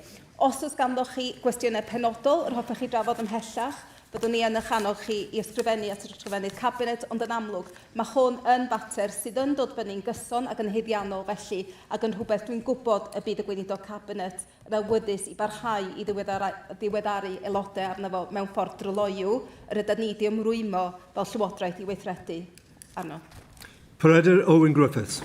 Diolch Llywydd. Trefnydd, gawn ni ddatganiad gan y Llywodraeth ynglyn ag argyfwng pensiynau capita a'r effaith mae'n ei gael ar weithwyr a phobl sydd wedi ymddeol yng Nghymru.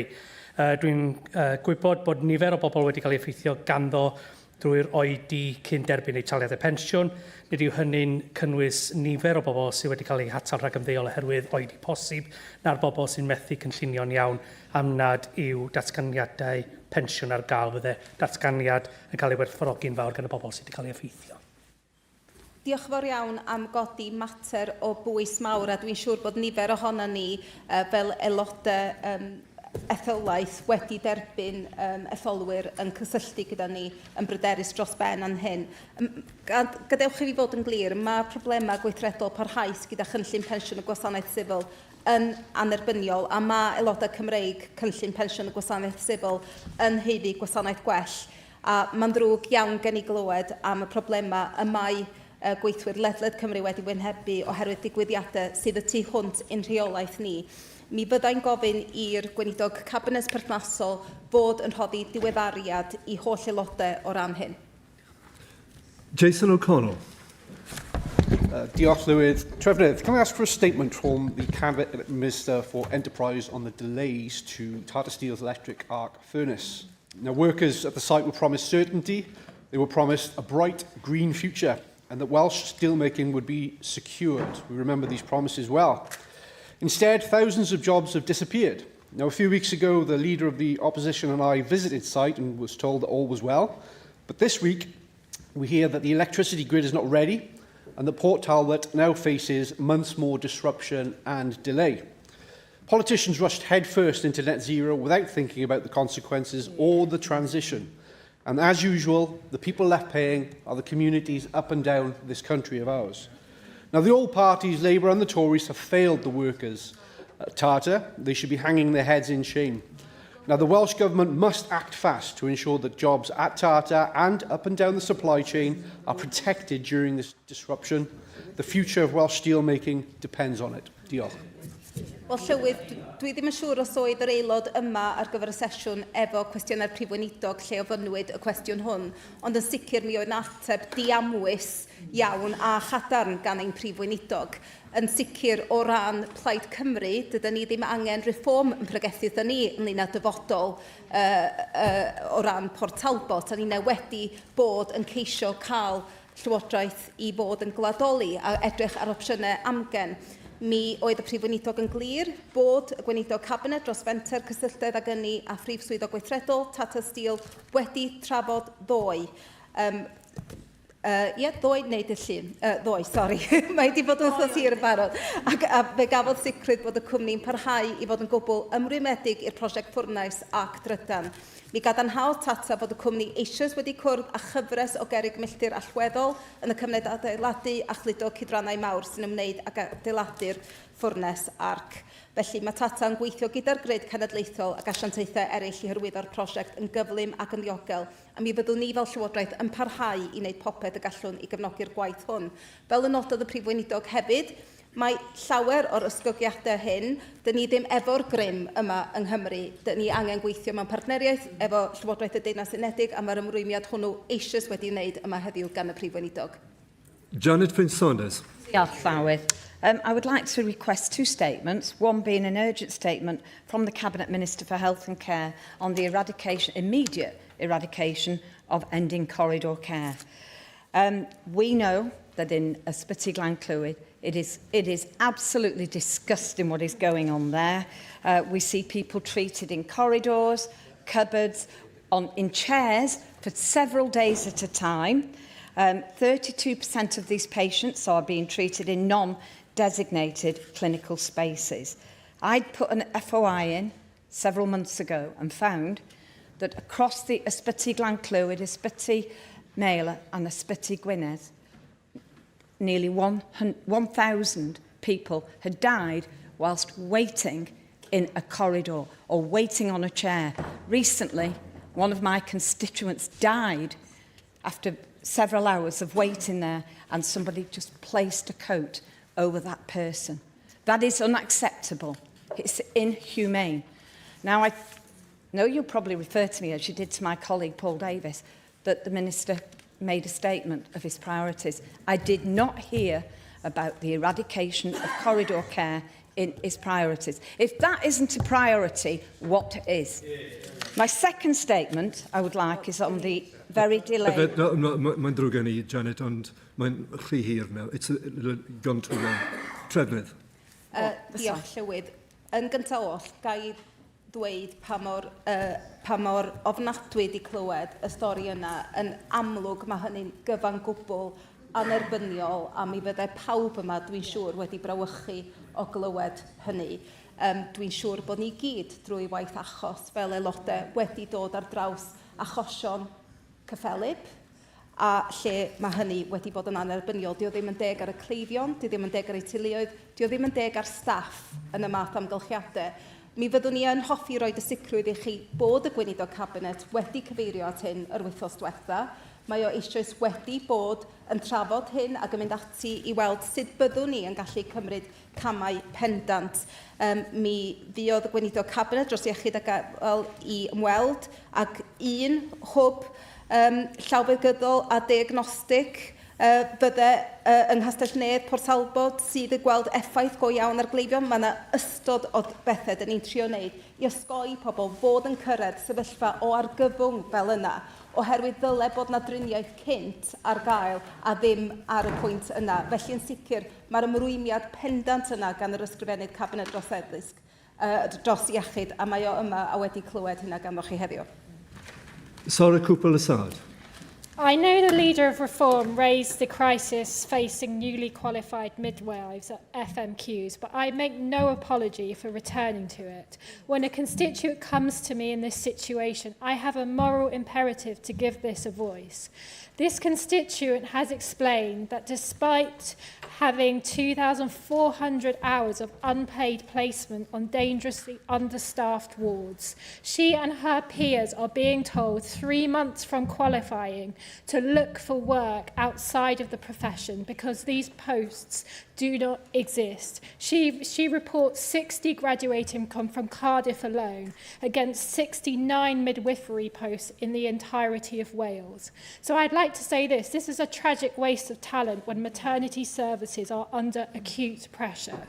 Will this government make a statement on this failure in workforce planning and commit to looking at these posts? Diolch yn fawr iawn i'r aelod am godi mater o bwys. Mater mae'r gweinidog cabinet dros iechyd wedi gwneud nifer o ddatganiadau pendant a chlir amdanyn nhw, a hefyd sut dyn ni'n bwriadu mynd i'r afel efo'r heriau hynny o ran gweithlu. Mi fydd na uwchgynhadledd yn digwydd yn fuan iawn sydd efo ffocws pendant ar hyn, a dwi'n gobeithio bod yr ymwrymiadau hynny wedi bod yn glir. Yn amlwg yn dilyn yr uwchgynhadledd, mi fydd yr ysgrifennydd cabinet wrth gwrs yn diweddaru'r Senedd hon. Ashka. So can I please request a government statement about what action is being taken by this administration to repair our crumbling roads? Residents across Wales are understandably fed up with the current state of many of our roads, and potholes are a major problem in my Newport and Innisfree constituency. Only recently, I witnessed a woman using a mobility scooter topple over as she hit a pothole whilst trying to cross the road. Thankfully, she is okay, but the outcome could have been a lot worse. Potholes are not only posing a danger to motorists, but also road users as well. Whilst I have successfully lobbied to the local council to repair certain potholes in spots, it is clear that much more work needs to be done. We need to see much more swifter response from councils, but also extra funding provided by this Welsh Government to ensure our roads are fit for purpose. So an urgent statement from the Deputy Minister for Transport would be most appreciated. Thank you. Gai ddiolch Llywydd i'r aelod am godi'r mater hwn. Yn amlwg mae o'n bwnc gododd yn ystod cwestiynau prif weinidog, a mi fyddwn ni'n cyfeirio'r aelod at y sylwadau ymwneud gan y prif weinidog adeg hynny. Laura Ann Jones. Llaweth, Trefnydd. When I was first elected to this place in 2003, bovine TB was a huge problem for Welsh farmers. In fact, it was one of the most urgent, pressing problems in Welsh agriculture. Fast forward nearly 25 years, and it still is. The lack of progress in eradicating TB is one of the abject failures of past governments here. In reform, we are clear we need a comprehensive bovine TB control strategy. We need targeted wildlife control as part of a science-led approach, as the First Minister indicated he agreed with earlier, and we need action. Being from a farming community in Monmouthshire, I've seen grown men and women on their knees crying, livelihoods destroyed because this place has failed to take the tough decisions needed to combat bovine TB. Enough of this dark cloud hanging over our agricultural industry for decades. Trefnydd, can I ask that the Welsh Government bring forward an urgent oral statement to this place, including a timetable of when you'll bring forward a bovine TB strategy and the subsequent action needed after it, setting out how exactly it will be different to any previous Labour-applied strategy before it. Diolch. Llywydd, gai diolch i'r aelod am godi'r mater hwn. Mi na i nodi eto bod hyn wedi codi yn ystod y cwestiynau i'r Prif Weinidog a wedi codi wythnos diwetha. Yn sicr, mi fyddwch chi'n ymwybodol bod bob un o gweinidogion Cabinet wedi ymrwymo i bod yn ei datganiad ar flaenoriaethau portffolio. Mae hynny eisoes yn yr amserlen tair wythnos, a mi fydd yna gyfle i holi'r gweinidog Cabinet ar yr ystod o feisydd hwnnw yn ystod hynny. Ac yn amlwg, mae yna ymrwymiadau hefyd wedi cael ei wneud gan yr Prif Weinidog yn gynharach heddiw. Ac yn olaf, Trefnydd, James Evans. Diolch, Llywydd. Trefnydd, I'd like two statements, please. First, I'd like a written statement from the Cabinet Minister for Health and Care over waiting lists. We've heard a number of weeks in this chamber now that waiting lists will be eradicated, our longest waits, in a matter of months. I'd like to know how many months that's going to be and how that's going to impact also people who are accessing their care in England. So a written statement actually setting out a timetable would be very useful for me and I'm sure for other members in this chamber. I'd also like a second statement, please, from yourself as the Minister with responsibility for sport. In Powys County Council, the Liberal Democrat administration are doing a review into leisure services. In the past, they've called for closing swimming pools and also closing leisure centres, and that goes really in contrary to what you have said in the past about the prevention agenda and making sure we've got services closer to people's homes. So I'd like a statement from the government about what support you're going to provide to leisure services in our communities. Diolch fawr iawn i'r aelod am godi'r ddau fater hwnnw. Yn gyntaf oll o ran amseroedd aros, mi wnaeth y Gweinidog Cabinet dros iechyd datganiad wythnos diwetha. Mi byddwn ni'n diweddaru y Senedd. Mae'r gwaith yn mynd rhagddo a hynny ar fyrder, a mi byddwn ni yn sicrhau bod yna diweddariadau rheolaidd i holl aelodau'r Senedd hon. Dydy'r Llywodraeth hon ddim yn ofni craffu, da ni wedi ymrwymo i fod yn dryloyw, a mi byddwn ni'n rhannu'r wybodaeth wrth i'r gwaith hwnnw datblygu. O ran yr ail bwynt, dwi'n siŵr bydd yr aelod yn falch o glywed bod yna gyfle i fycholi i fel gweinidog efo cyfrifoldeb dros chwaraeon a diwylliant yr wythnos nesaf. Mi fyddai'n amlinellu fy mlaenoriaethau cychwynnol i ar gyfer y meysydd allweddol bwysig hyn, a byddwn ni yn ei annog o gobeithio i fycholi wythnos diwetha pan bydd yna fwy o fanylion ar gael hefyd. Diolch, Trefnydd. Rydyn ni'n symud ymlaen nawr at datganiad gan y Gweinidog Cabinet dros Llywodraeth leol, tai a chynllunio. Blaenoriaethau ar y gyfer Llywodraeth leol, tai a chynllunio galwaf ar y Gweinidog Cabinet, Llawn Gwenllian. Diolch, Llywydd, a braint i mi heddiw ydy nodi fy mlaenoriaethau ar gyfer y portffolio Llywodraeth leol, tai a chynllunio. Mae cartref diogel a chynnes yn rhywbeth y dylia pawb yng Nghymru i gael. Cartref ydy'r sylfaen ar gyfer ein iechyd a'n lles, ein cysylltiad a'n cymunedau a'n gallu ni i ddysgu ac i weithio. Ond hynny, mae'r angen sylfaenol yma tu hwnt i gyrraedd miloedd o bobl ar hyd a lled Cymru. Yr hyn sydd wrth wraidd yr argyfwng tai yng Nghymru ydy prinder cartrefi. Mae hyn yn arwain at gynnydd mewn rhenti, yn golygu bod perchen cartra y tu hwnt i gyrraedd llawer gormod o bobl ac yn gorfodi teuluoedd i fyw mewn cartrefi anaddas neu adael i cymunedau. Dwi'n benderfynol o gyflymu'r broses o gynyddu'r cyflenwad o gartrefi cymdeithasol dros dymor y Senedd yma, mwyn taclo digartrefedd, mwyn cadw pobl allan o letu dros dro anaddas, gwneud tai yn fwy fforddadwy a rhoi mwy o ddewis i bobl dros lle maen nhw'n byw. Trwy weithio efo awdurdodau lleol a landlordiaid cymdeithasol, mi fyddwn ni'n cefnogi datblygu 20,000 o gartrefi cymdeithasol newydd erbyn 2030, gan sicrhau eu bod nhw o safon uchel ac yn effeithlon o ran ynni. Mi fyddai'n gweithio'n ddiflino efo'n landlordiaid cymdeithasol a'n partneriaid allweddol eraill i gyrraedd y targed yma. Mi fyddwn ni hefyd yn sefydlu unos, corff datblygu cenedlaethol newydd fydd yn alluogwr ar gyfer cynyddu'r cyflenwad o dai cymdeithasol. Mi fydd unos yn gweithio mewn partneriaeth efo partneriaid allweddol i gyflymu'r cynnydd yn y cyflenwad tymor hir o gartrefi cymdeithasol newydd. Ar hyn o bryd, mae 1 o bob 6 o aelwydydd yng Nghymru yn rhentyn breifat.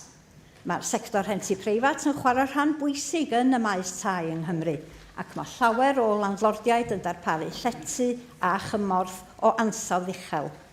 Ond mae gormod o bobl yn wynebu ansicrwydd o ran tai, neu'n byw mewn cartra rent o safon is. Felly mi fyddwn ni'n gweithredu pecyn o fesura i amddiffyn pobl sy'n rhentu, ac yn bwrw mlaen hefyd efo mesura i sicrhau bod rhentu teg yn cael ei gosod, fel bod pris rhentu cartra mor fforddadwy a phosib. Da ni'n wynebu ar gyfwng tai, a hynny o ganlyniad i sawl ffactor sy'n gorgyffwrdd. Materion hanesyddol sydd wedi arwain at gyflenwad tai anigonol, prisia tai'n codi a'r rhentu'n cynyddu.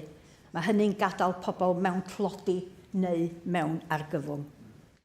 Fy mwriad ydy cyflwyno cynigion i ddeddfu ar gyfer yr hawl i dai digonol i bawb.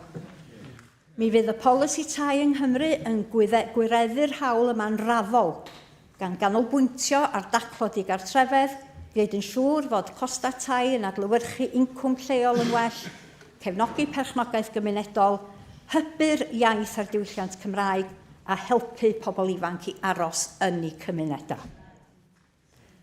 Mae gormod o bobl yng Nghymru yn byw mewn cartrefi o safon gwael sydd anodd i gwresogi. Mae costa gwresogi a rhedrau cartra yn rhoi mwy a mwy o bwysau ar deuluoedd, ac mae chwarter aelwydydd Cymru bellach mewn clodi tanwydd. Mae hyn yn effeithio ar iechyd a lles ac yn rhwystro cyfleoedd bywyd. Dwi'n benderfynol o wneud popeth y gallai i helpu aelwydydd a theuluoedd ym mhob cwr o Gymru. Mi fyddai'n gwneud yn siŵr fod mwy o waith yn cael ei wneud i leihau biliau ynni, drwy hyrwyddo gwella effeithlonrwydd ynni a safon cartrefi. Mi fyddai'n diogelu'r cymorth i'r rheini sy'n mewn clodi tanwydd difrifol. Mae fyddai hefyd yn edrych ar sut gallwn ni fynd ymhellach, yn gyflymach, i wella safona byw, i daclo tlodi tanwydd ac i leihau allyriadau carbon cartrefi. Ac yn can diwrnod cyntaf, mi fyddwn ni'n adolygu'r rhaglen cartrefi cynnes i sicrhau i bod hi'n darparu cymorth effeithiol. Mwyn taclo'r heriau o ran tai, mae angen i ni'n wneud y defnydd gorau o'r stoc tai sydd gynno ni'n barod. A dwi'n ymwybodol iawn o sut mae lefelau uchel o ail gartrefi a llety gosod tymor byr yn gallu effeithio ar gymunedau, gan wneud un anoddach i bobl leol fforddio tai a chyfrannu at ddiriwiad cymunedau a'r iaith Gymraeg. Dwi'n benderfynol o ganolbwyntio o'r newydd ar y mater yma, gan weithio efo awdurdodau lleol i ddod o hyd i atebion. Cymunedau ffyniannus ydy anadl einioes ein cenedl, ac felly dwi yn bwriadu cyflwyno bil hawl y gymuned i brynu. Mi fydd hyn yn ei gwneud hi'n haws i aseda cymunedol gwerthfawr gan gynnwys adeiladau a thir ar gyfer tai ddod yn eiddo i'r gymuned. Mi fyddai hefyd yn sefydlu tasglu canol trefi o fewn ein can diwrnod cyntaf. Bydd y tasglu yn edrych ar sut i ddatblygu eiddio preswyl yng nghanol trefi enghraifft, fel bod modd i fwy o bobl fyw yng nghanol yn trefi ni a'i galluogi nhw i ddatblygu yn ganolfanna bywio. A llywydd dwi'n falch o fod wedi chwarae rhan yn y gwaith o gyflwyno 2 ddarn mawr o ddeddfwriaeth, sef deddf digartrefedd a dyrannu tai Cymdeithasol Cymru 2026 a deddf diogelwch adeiladau Cymru 2026. Fe basiwyd yr rhain drwy'r Senedd efo cefnogaeth unfrydol a drwy waith yr aelod cabinet blaenorol yr oedden nhw'n falch iawn o gydweithio efo hi. Wrth i ni nodi 9 mlynedd ers trasiedi trwy'r granffel y penwsos yma, dwi wedi ymrwymo i weithio efo partneriaid i groesawu'r cyfleon trawsnewidiol mae'r ddeddfwriaeth benodol a'r ddiogelwch adeiladau yn ei gynnig. Mae'n hanfodol cael system gynllunio effeithiol. Mae angen rhoi lle canolog i'r gymuned gan amddiffyn a chryfhau arweinyddiaeth leol.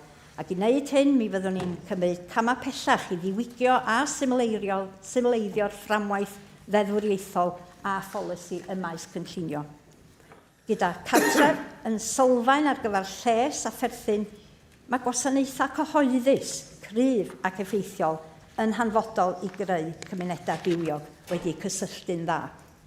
Ac felly, dwi am adnewyddu a chryfhau'r berthynas rhwng Llywodraeth Cymru ac awdurdodau lleol gan sicrhau i bod nhw'n yn bartneriaid llawn yn y gwaith o gynllunio a darparu gwasanaethau cyhoeddus. Fel cyn-gynghorydd a chyn aelod cabinet mewn Llywodraeth leol, dwi'n angerddol dros wasanaethau cyhoeddus ac mae'n gen i brofiad uniongyrchol o'r ffordd mae awdurdodau lleol, cynghorwyr a staff yn gweithio'n ddiflino i sicrhau'r canlyniadau gorau i'r bobl a'r cymunedau maen nhw yn ei gwasanaethu. A dwi, fel fy nghydweithwyr yn y cabinet, yn deall pwysigrwydd cael llywodraeth leol sefydlog a chynaladwy gallu cyflawni ein blaenoriaethau ni i gyd. Mi wnawn ni wneud yn siŵr fod yn awdurdodau lleol ni yn y sefyllfa gryfa posib i ddarparu'r gwasanaethau mae bob un ohono ni'n dibynnu arnyn nhw. Ac yn ystod ein 100 diwrnod cyntaf, da ni wedi ymrwymo i adnewyddu'r cytundeb partneriaeth strategol efo awdurdodau lleol er mwyn sefydlu perthynas waith gadarnhaol efo awdurdodau lleol ar hyd a lled Cymru. Mae angen i ni wneud yn siŵr fod y ffordd da ni'n ariannu Llywodraeth leol yn deg ar draws Cymru, fel y gallen nhw ymatab i'r heriau niferus sy'n ei wynebu nhw. A felly, da ni'n barod yn adolygu'r fformiwla ariannu ar gyfer Llywodraeth leol i wneud yn siŵr i bod hi'n adlewyrchu gwir gost darparu gwasanaethau mewn gwahanol rannau o Gymru. Mae angen i ni leihau biwrocratiaeth a phrosesau a chanolbwyntio ar gyflawni gan wneud yn siŵr yn bod ni'n gweithio efo'n gilydd i wneud y defnydd gorau o gyllid ac mae angen i ni rymuso Llywodraeth leol i ddefnyddio'r cyllid craidd yn well. Dwi eisiau gweithio efo Llywodraeth leol i gefnogi a galluogi cynghorau i ddod â hyd i'w hatebion eu hunan a drwy weithio efo'n gilydd ar gyfer bod yn gynaladwy yn y tymor hir a hynny drwy edrych sut gallu gwneud pethau'n wahanol gan weithio efo nhw a gwrando arnyn nhw i ddeall beth sy'n gweithio. Llywydd, a dwi'n cloi, dwi wedi dweud y gair penderfynol, lot o weithiau dwi'n newydd sylwi, ond dwi yn benderfynol o droi uchelgais yn weithredu gan ddarparu'r cartrefi mae pobl eu hangen, yn ogystal â'r gwasanaethau cyhoeddus gwydyn mae cymunedau yn dibynnu arnyn nhw. Efo'n gilydd, mi newn ni greu Cymru decach, lle mae gan bawb sicrwydd a chyfle, toi chwypenna a chymunedau bywiog i fyw ynddynt. Diolch yn fawr. Diolch Gweinidog. Francesca O'Brien, please. Diolch. I've listened carefully to the Minister's statement, and I've been listening for signs that this government understands why Wales is in the housing crisis it is in. I have to say the devil will be in the finer detail. The crisis did not happen suddenly. It was built brick by brick. Well, not even brick by brick with Welsh Labour, but for 27 years of Welsh Labour government propped up by Plaid Cymru at every turn. The Home Builders Federation have confirmed the need for 7,400 new homes annually. However, Wales has averaged just 5,300 completions per year over the last 5 years. A gap of over 2,000 homes every single year. And the trajectory is getting worse, not better. Between 2024-2025, fewer than 4,000 new dwellings were started, with out-of-date local development plans, delays at every stage of the planning process, and for those of us who've been councillors in previous lives, that shouldn't be a surprise. And the growing burden of regulation and policy costs, all identified as the primary causes. This isn't just the second lowest completion rate since COVID or the financial crisis. This is the second lowest since records began more than 50 years ago. The Federation of Master Builders have been sounding the alarm in Wales for years. The government didn't listen. So what is the answer from the Minister's statement? A new national development body. Let us be direct about what that could mean. Another quango. If the planning system is so broken that you need a brand new arm's-length body just to navigate it, then you should fix that broken system first, surely. Until we see the detail on this proposed arm's-length body, I'll reserve judgment. However, let me be clear, this must not become another layer of bureaucracy. This also goes for your proposed town centre task force. We can't afford more hot air and no action because people are waiting for homes. Reform's answer would be to tear up the red tape, allowing local builders to get on with the job, while creating a system which incentivises the planning departments to work proactively and not reactively, without any accountability. We do not need any more taxpayer-funded bodies to wade through a broken system. I note the government wants to introduce rent controls, but this government needs to confront the evidence on rent controls. Every serious economic analysis and the lived experience of Scotland, Ireland and European cities that have tried it say the same thing. Price controls reduce supply. They do not make housing more affordable, they make housing more scarce, and the most vulnerable tenants will be paying the price. I note the Building Safety Act 2026 in your statement. My team and I have already set up a meeting with the Welsh gladiators, you'll be pleased to know, Minister, and I hope this government will be proactive in supporting them after 9 long years of Welsh Labour ignoring them. Reform's attitude to local government is clear. We would be pushing for savings wherever we could, including needless duplication. We would advocate for referendums on any council tax rises of 5% and above, making sure local politicians live within their means, putting their vanity projects to one side and focusing on core services. Will the Minister consider this? The difference between your government and a reform on housing, planning and local government isn't just about ambition, it is about philosophy. Plaid Cymru believes the answer to the housing crisis is more politicians, more regulation and more bodies to manage the bureaucracy they have created with their ex-partners Labour. Reform believes the answer is to remove the barriers, re-energise ownership and trust local builders and home buyers to do what they always do when politicians and red tape get out of the way.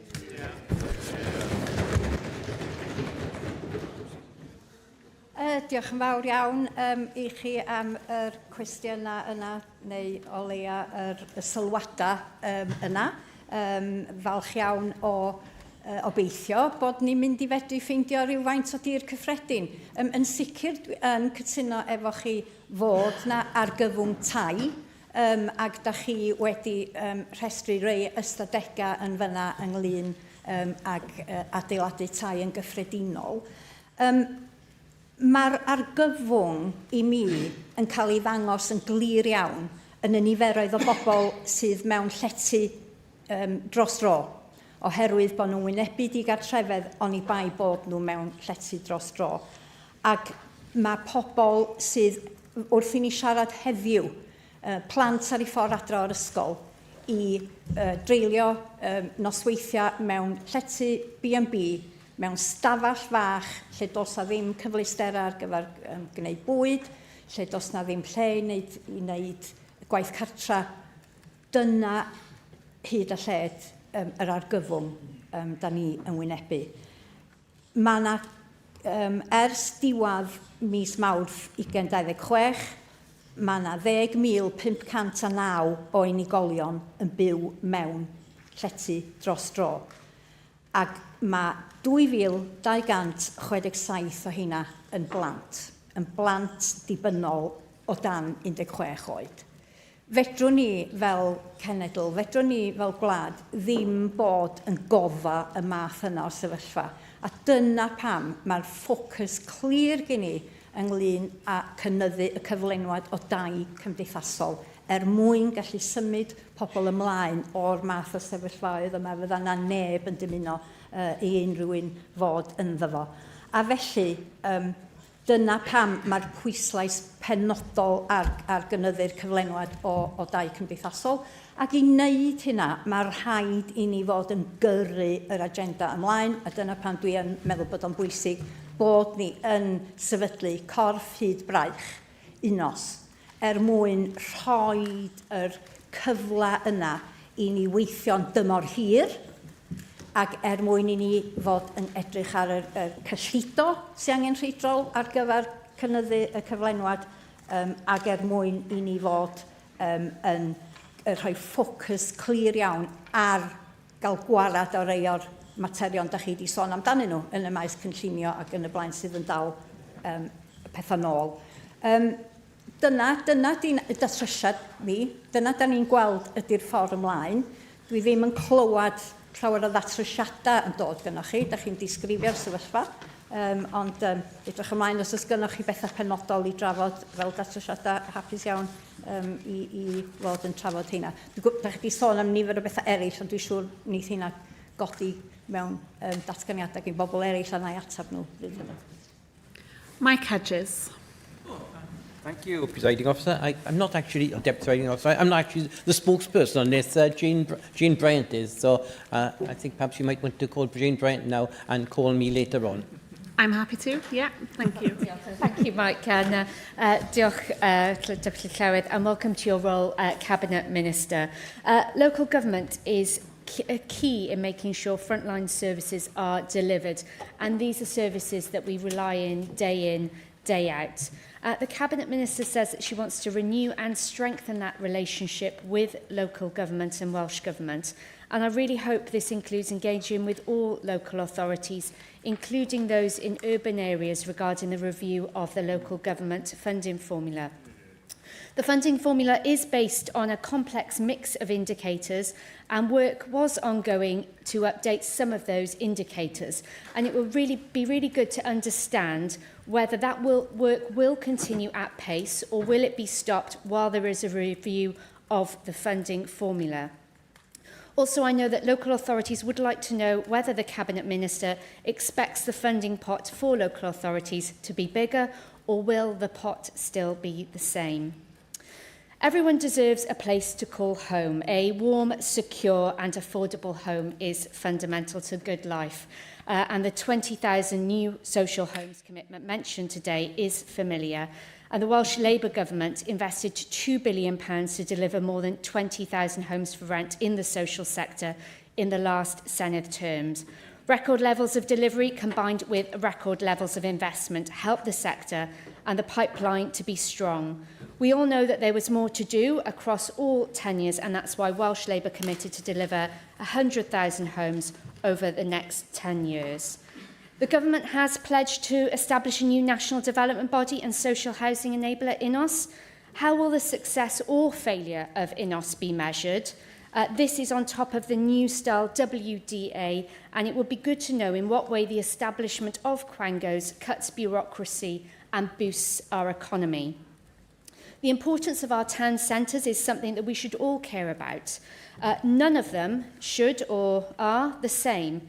And note there was no mention of continuing the Welsh Labour Government's Transforming Towns programme, which boosted regeneration in town and city centres across Wales with more than £300 million since 2020. Also, in terms of the review planned, is it under your responsibility or other Cabinet members' responsibility in terms of having the say over towns more generally, and when will it report? There was also no mention of the work on the Affordable Homes Task Force and the implementation group of all those recommendations which were accepted by government and by the wider sector. Housing isn't just about the role of government, it has to be a Team Wells approach to delivering change. So will this government continue those recommendations? This government has, I see, committed to reviewing the Warm Homes programme within the first 100 days in government. Last year alone, the Welsh Labour Government invested more than £30 million into our enhanced Warm Homes Nest scheme, and we await the detail of the changes this government will make to the programme, because if there's no additional funding, we need to know what will be cut. The Homelessness and Social Housing Allocation Act marked a turning point in how we tackle homelessness here in Wales.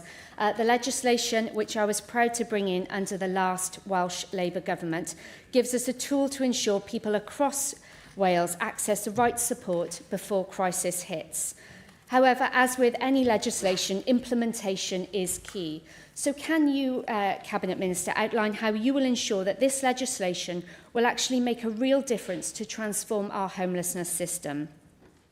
Again, another piece of legislation which went through at the end of the last Senedd term was building safety.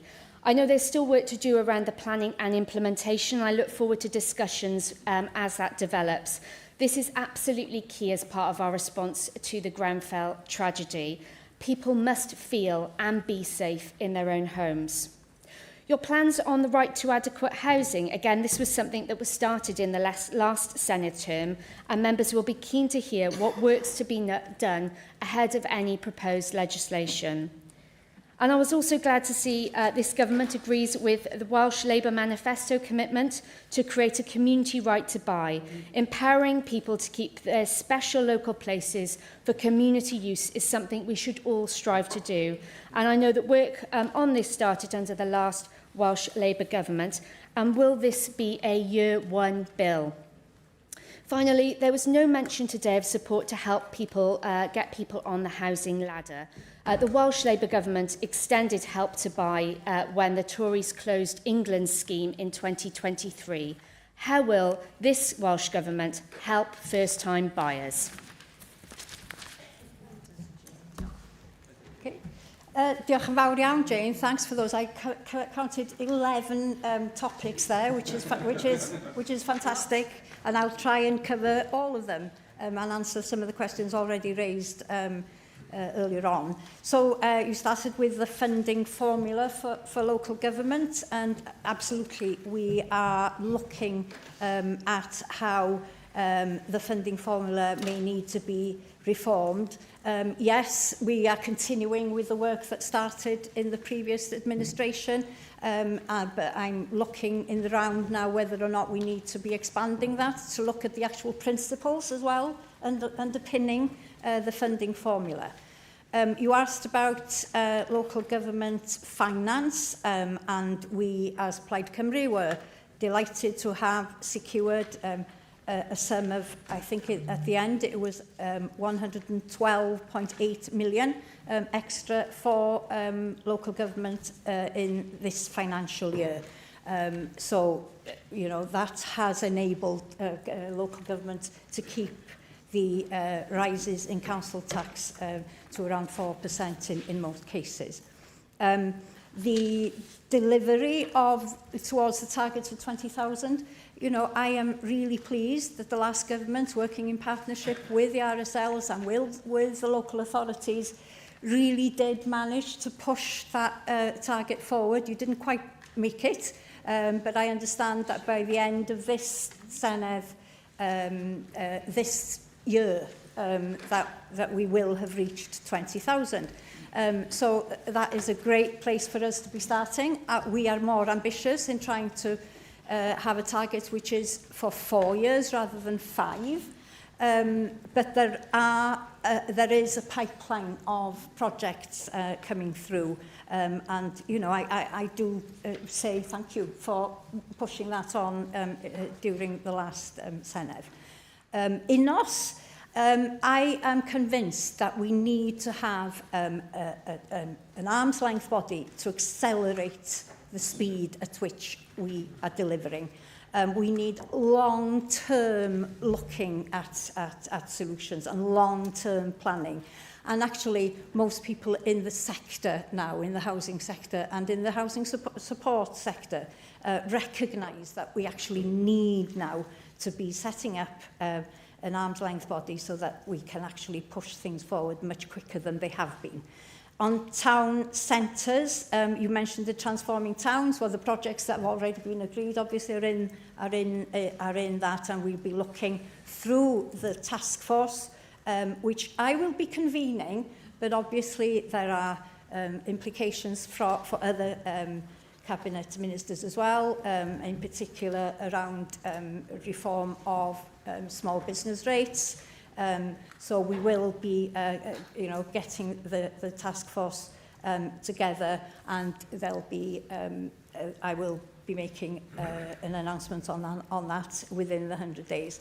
Affordable Homes Task Force, which Lee Waters did really useful work for us going forward, and we will be looking at those recommendations as part of our drive to speed up the delivery of social homes. The Warm Homes programme, I've actually got a meeting tomorrow with the UK Government Minister, Martin McCluskey, I think it is, to discuss the Warm Homes programme that's already been announced in England by Ed Miliband. We haven't had much detail around that, so I'm really anxious to understand what exactly the Westminster Government are intending to do and what we can hopefully have coming towards Wales out of that as well. I'm probably running out of time now, aren't I, to answer the rest of them. They'll probably other people will probably ask the same questions. So, Peter Fox. Thank you for your statement, Minister, and congratulations. And I know how passionate you are on the whole housing front, as I've worked with you for many months in a previous life. And I wish you well, because you're going to try and achieve a huge amount in 100 days. So we hope you get there. Now, Minister, the Chartered Institute of Housing has declared that Wales is in the middle of a deepening housing emergency. So it's vital then that this Welsh Government gets to grip with the scale of the challenge. As it stands, 1 in every 14 households are waiting for a social home, which means at the current rate it will take 35 years to meet that demand. Now, your pledge for a home for all is very much welcome. But, Minister, the previous Welsh Government failed on its 2021 manifesto commitment, as we've heard, to deliver those 20,000 new low-carbon social homes for rent by the end of the Senedd. Now, you have said today that you will create 20,000 new social homes by 2030. What makes you so sure, then, that you can meet this target when the previous government failed? We've heard many times in this chamber before ministers that the ministers will work closely with local government and other stakeholders. So it would be nice to know what you're going to do different this time. Your arm's length company of Enos, or whatever it's going to be, another Quango in my mind. I share some concerns that this might just be another talking shop, which is going to actually push things further down the line. I hope I'm wrong. I hope it will speed up the delivery of social housing. Turning to housing affordability. Now, whilst I'm sure we will all agree that more needs to be done to support first-time buyers, I don't see there needs to be a long, drawn-out process to reform land transaction tax for young people. And I know that we know that it will work. Cutting tax for first-time buyers will stimulate housing and enable people to find that home which you said that you want to find for all. I wonder if you've given any deeper consideration to how you can review land transaction tax in a meaningful way so that at least first-time buyers can get on that housing ladder. Now, being fourth in the pecking order to speak, many things have been talked about, and local government is one which I'm quite keen on, as you will know. And you've said that you're already reviewing the local government funding formula, and I've heard your answers already, and I absolutely welcome welcome that. Something I've been calling on for 20 years. And it needs to happen by an independent review. Otherwise, how do we know we're going to get right to the bottom of this? And in the past, I've heard this kicked into long grass so many times because some council leaders don't want it. You know, turkeys don't vote for Christmas and all of that sort of thing. So how can you guarantee this will not be kicked into the long grass? This will deliver the sustainable change going forward? Because if we stay as we are, we know that many councils in Wales, under the current system, some will sadly fall over unless we can put this right. And I know you're aware of that, Minister. Finally, Minister, families in Wales have seen council tax in Wales triple in normal terms since 1999, rising faster than the average rates in England. Now, however, at the same time, local authorities are struggling to provide their core services. The previous Welsh Government was far too happy to continually put financial pressure on local authorities by underfunding them, knowing full well the councils would have to hike up council tax to make up for services. Now, the current system, if left as it is, will further put pressure on those councils to deliver the services that they need. So we strongly need to ensure that local authorities aren't forced into ever-increasing council tax hikes, but where they are needed, they have to be conducted following, they have to conduct referendums as if we want to see increases above 5%. It is something we campaigned on and have campaigned on for many years, as it is currently in place in England. This would protect families by ensuring that the Welsh Government could not just continue to get away with expecting local authorities to pick up the financial shortfalls from decision-making in Cardiff. So with just 4 years to create a sustainable future for local government, Minister, what can the sector expect from your government, or will it see the same old excuses and blame levelled at previous governments? Diolch yn fawr iawn I chi a diolch am y cydweithio. Fi oedd pan oeddwn ni'n aelodau o'r un pwyllgor yn ystod y Senedd diwetha. Na I ddechrau o'r diwedd, falle. Felly mae creu llywodraeth leol sydd yn wytyn a sydd yn gallu bod yn gynaladwy yn holl bwysig yn dydy, oherwydd llywodraeth leol sydd yn delifro gymaint o'r gwasanaethau sydd yn agos at yn pobl ni ac at bobl mwyaf bregus o fewn yn cymunedau ni. Ac felly mae hi yn bwysig bod ni'n gweithio efo'n gilydd. Wan, dwi ddim yn mynd I fod yn weinidog sydd yn trio gorfodi unrhyw beth ar Llywodraeth leol. Mae o'n gorfod bod yn bartneriaeth. A felly dyna pam dwi'n awyddus iawn I adnewyddu'r bartneriaeth cytundeb sydd wedi dechrau datblygu rhwng Llywodraeth leol a Llywodraeth yn fan hyn. A dweud y gwir, mae gen I gyfarfod yn fuan iawn efo arweinydd presennol y WLGA ac efo arweinwyr cyngor ar draws Cymru I drafod yn union y mater yma. O ran yr fformula Llywodraeth leol, mi ydan ni'n edrych arno fo o ddifri. Ond wrth gwrs, fel da chi'n deud, mi fydd na rei'n colli, a mi fydd na rei'n ennill allan o unrhyw fath o newidiadau o fewn yr pot cyfing, llawer I gyfing o arian sgan Llywodraeth leol ar hyn o bryd. Ond, dwi'n meddwl, os ydyn ni'n gallu gwneud yr achos efo tystiolaeth glir o anhegwch, wel, dyna fo, mi fydd na, dwi'n siŵr wedyn, awydd I symud tuag at newid hwn. Da chi'n sôn yn ola, na I sôn eto am yr 20,000 o gartrefi, oeddech chi'n gofyn sut da ni'n mynd I fod yn siŵr bod ni'n mynd I gyflawni. Wel, da ni yn dechrau o le gwell, fel dwi'n deud, diolch I waith yr Llywodraeth blaenorol. Mae yna gartrefi sydd yn y pipeline ar hyn o bryd, ac mae yna gynlluniau ar gyfer datblygu mwy. Ond mae rhaid I ni ffendio dulliau cyllido sydd yn rhai arloesol, ac mae yna fodela allan yna, y fydda ni'n edrych arno fo, a mi fydd unos yn rhoi y cerbyd yna I ni fod yn edrych o ddifri ar yr rhwystra tymor hir, ar y cynllunio tymor hir, ac ar yr angen hefyd i'r cyllid fod yn rhywbeth sydd yn dymor hir mwyn cyflawni'r nod.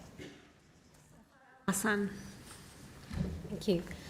Wales has some of the oldest housing stock in Europe, leaving many residents in fuel poverty and facing serious health risks from cold and damp. The UK government's £15 billion Warm Homes programme will benefit England, but creates challenges in Wales. By 2030, all privately rented houses or homes must reach EPC. Harder to achieve given that about 60% currently fall below the standard, alongside a reduced £10,000 annual landlord cap. However, the All Welsh retrofitting programmes focuses solely on social homes. Given these disproportional impacts, what steps is the Cabinet Minister taking to secure full consequential funding from the UK Government to develop a Welsh 10-year neutral warm homes programme to ensure all residents can access warmer and safer homes? Thank you for those questions, Safa. I'm committed to good quality social homes and to protecting the lowest income households with an effective support scheme, including crisis support for people without heating and hot water. But, you know, I talked there about social homes. We need to be raising our ambition across tenures. And we have, in our manifesto, made the renewal of Welsh housing stock a national mission, including a commitment in the first 100 days to review the Warm Homes programme and introduce changes to go further and faster on home energy efficiency to deliver the outcomes we want to see, which are higher living standards, lower fuel poverty and reduced carbon emissions. So in the meantime, of course, there is support available through the NEST scheme, a NEATH, for low-income tenants living in energy inefficient privately rented accommodation. And as I said, I will be meeting the UK Government Minister for Energy Consumers tomorrow, with the Warm Homes Plan being the main area for discussion. So I want to raise the funding gap left by the closure of ECHO, and then to understand exactly what their thinking is around the Warm Homes programme. Diolch. Jane Dodds. Iawn, y Dyfryn Llwyd. A gai ddeud tair peth os gwelwch chi yn gyntaf. Gai croesawu chi i'r cadair. Gai groesawu chi Sian Gwenllian i'r swydd. A hefyd, gallai groesawu eto gyd o'r aelodau o'r Llywodraeth yn aros yma dros y datganiadau dyn ni'n clywed. Mae'n mor bwysig achos maen nhw'n draws y gweinidogion a mae'n bwysig bod chi, dwi'n gobeithio, yn gallu clywed beth yw'r ymatebion i'r datganiadau. Felly, diolch yn fawr iawn am hynny. But to go to the subject, you mentioned previously, Cabinet Minister, how homelessness affects children, and I just really wanted to raise that issue and just hear a little bit more from you, if I may. We know that the Children's Commissioner for Wales surveyed 9,000 children, and housing and homelessness was among their top 4 priorities. We heard from children about insecure and unsuitable accommodation, lack of adapted or accessible housing for disabled children, poor housing conditions, including damp, mould and overcrowding. And I just also wanted to touch base on those children in our care. We know that a quarter of children leaving our care find themselves homeless. So, Cabinet Minister, I wonder if I could ask you what work you're doing specifically to focus on children and the children who are in our care, our responsibility, and how are you going to be listening to their views and experiences? Diolch yn fawr iawn. Diolch yn fawr iawn, Jane, ac fel ydych chi'n gwybod, mae'r Senedd wedi pasio deddfwriaeth sydd yn ddeddfwriaeth arbennig o addas, dwi'n credu, ar gyfer taclo digartrefedd gan gynnwys digartrefedd yn maes plant. Ac mi ydw i ar hyn o bryd yn creu yr cynllun gweithredu i gyd fynd efo yr ddeddfwriaeth yna, ac mae wrth gwrs yr pwyslais ar atal y problemau llawer iawn cyn iddyn nhw fynd yn problemau, lle mae pobl yn diweddu yn byw mewn llety hollol anaddas. A felly mae'r rhan yna yn holl bwysig, tra hefyd yn gweithio efo yr mudiadau hynod werthfawr yna yn y sector yma sydd yn cefnogi teuluoedd cyn iddyn nhw fynd yn ddigartra, ond yn sicr mwyn cael nhw allan o ddigartrefedd ac mwyn sicrhau bod nhw ddim yn ymweld â digartrefedd yn des. Mae hynny'n yn elfen bwysig ofnadwy ac mae plant yn ganolog i hynny, a dwi'n meddwl bod yna neb yn y stafell yma fydda isio i ni beidio bod yn gwneud yn gorau glas i wneud yn siŵr bod yna ddim plant yn byw mewn amodau hollol annibyniol. Diolch. James Evans. Diolch, Deputy Presiding Officer, and I'd like to welcome the Cabinet Minister to her position. One part of your portfolio is the development of national significance, and we've seen in my own constituency the Nant Mythil planning application for large-scale wind turbines. So that's had huge local opposition, but we've seen in the past that ideology can overtake actual planning decisions. If we look at Hendy Wind Farm, for example, Pedu said no, local people said no, the local planning department said no, but a Welsh Labour Minister approved the planning application, putting ideology ahead of facts. So I'm just interested, Cabinet Minister, how you intend to take developments of national significance forward. Will you listen to the advice of local planning authorities, the views of local people and PEDU in your considerations, and will you not go against their planning advice if it is given to you? Diolch.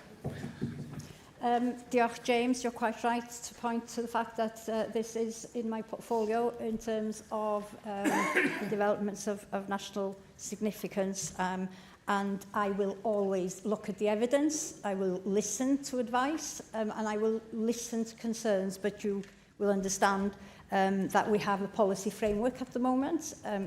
We may be considering actively changing some of that policy framework, working with other ministers.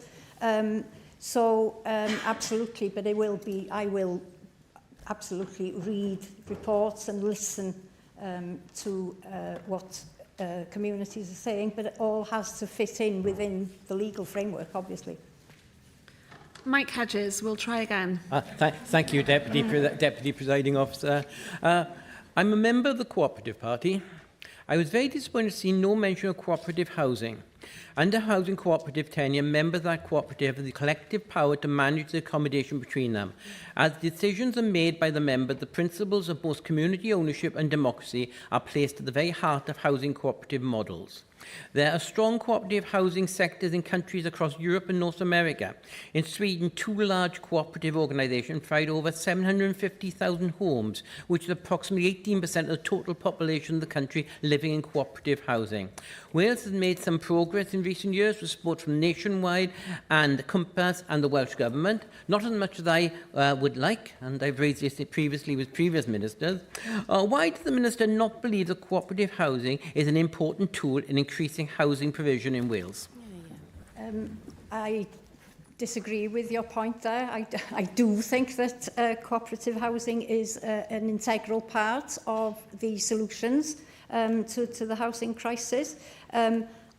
The portfolio is quite big, and I couldn't cover every single bit of it within my statement today, so you'll forgive me, but absolutely I'll make that commitment to you, Mike. It is an cooperative housing, community-led housing, and the work that Compass is doing in a lot of our communities, including in rural areas, is, there's meaningful work happening. And of course, the commitment to bring in a bill on the community right to buy can also help cooperatives and community ownership to move along quicker to access assets, buildings that they want to turn into community-led building homes. Diolch. Ac yn olaf, Nick Carter. Diolch, Dir Pwyll Lywedd. Private renters are under growing pressure, with rents in Wales rising faster than anywhere else in the UK, up nearly 9% in the past year, and even higher in parts of Cardiff. Rent is expected to be around 30% of income, yet only 42% of tenants in Wales now consider it affordable, a figure that has continued to fall each year. At the same time, protections under the previous government have been among the weakest in the UK, and as we have heard, Wales remains the only nation still permitting no-fault evictions with no cap on rent bidding. Therefore, I'd like to ask the Cabinet Minister for assurance that progress is underway to strengthen protections for renters and explain how rent reforms will be implemented across Wales. Diolch. Diolch yn fawr iawn, and yes, you're quite right. Rents in Wales are rising faster than anywhere else in the UK, and we're up nearly 9%, as you said. So making rents fairer is one of my key priorities. I'm committed to delivering stronger rights and protections in the private rented sector, so tenants are better protected from unfair practices and have greater security, stability and confidence in their homes. So I do intend to bring forward legislation in the Senedd term to improve housing affordability, and I'm actively looking at different measures for fair rents that have been operating in other countries, such as Scotland. They have tried various models, and it's really interesting to be, we have somewhere that we can go and have a look at what they've done and lessons to be learned out of that. So I'm also considering opportunities to strengthen the enforcement framework, introducing financial penalties along criminal sanctions so that poor landlord behaviour can be addressed at an early stage. Ensuring that fines levied can be retained by local authorities to bolster their enforcement approaches, etc. There are lots of different protections that we can be bringing in. I don't want to see our renters be disadvantaged as compared to what is happening, and I'm glad it's happening over the border, but we need to really focus now and make sure that we also have proper protections and fair rents in Wales. Diolch. Diolch. Eitem 4 felly, datganiad gan y Dirprwy Brif Weinidog a'r Gweinidog Cabinet dros gyfiawnder cymdeithasol a chyfrifoldeb, blaenoriaethau ar gyfer cyfiawnder cymdeithasol a chyfrifoldeb. Galwaf ar y Gweinidog Cabinet dros gyfiawnder cymdeithasol a chyfrifoldeb, Senedd Williams. Diolch yn fawr, Dirprwy Lywydd, a rwy'n croesawu'r cyfle i wneud y datganiad yma sy'n gosod allan fy mlaenoriaethau fel Dirprwy Brif Weinidog a Gweinidog Cabinet dros gyfiawnder cymdeithasol a chydraddoldeb. Respect, solidarity and fairness. These values have always mattered to the people of Wales. Indeed, we've often had to fight for the fairness too often denied us. These are the values the people of Wales voted for in electing a Plaid Cymru government. And they are now the foundations which underpin our work to reduce poverty, tackle inequality, and build fairer, safer, and more united communities. In doing so, my focus will be on practical, tangible, and evidence-based action. Wales cannot afford to continue to bear the consequences of such high levels of child poverty, which diminishes quite literally the very future health, well-being and prosperity of our nation.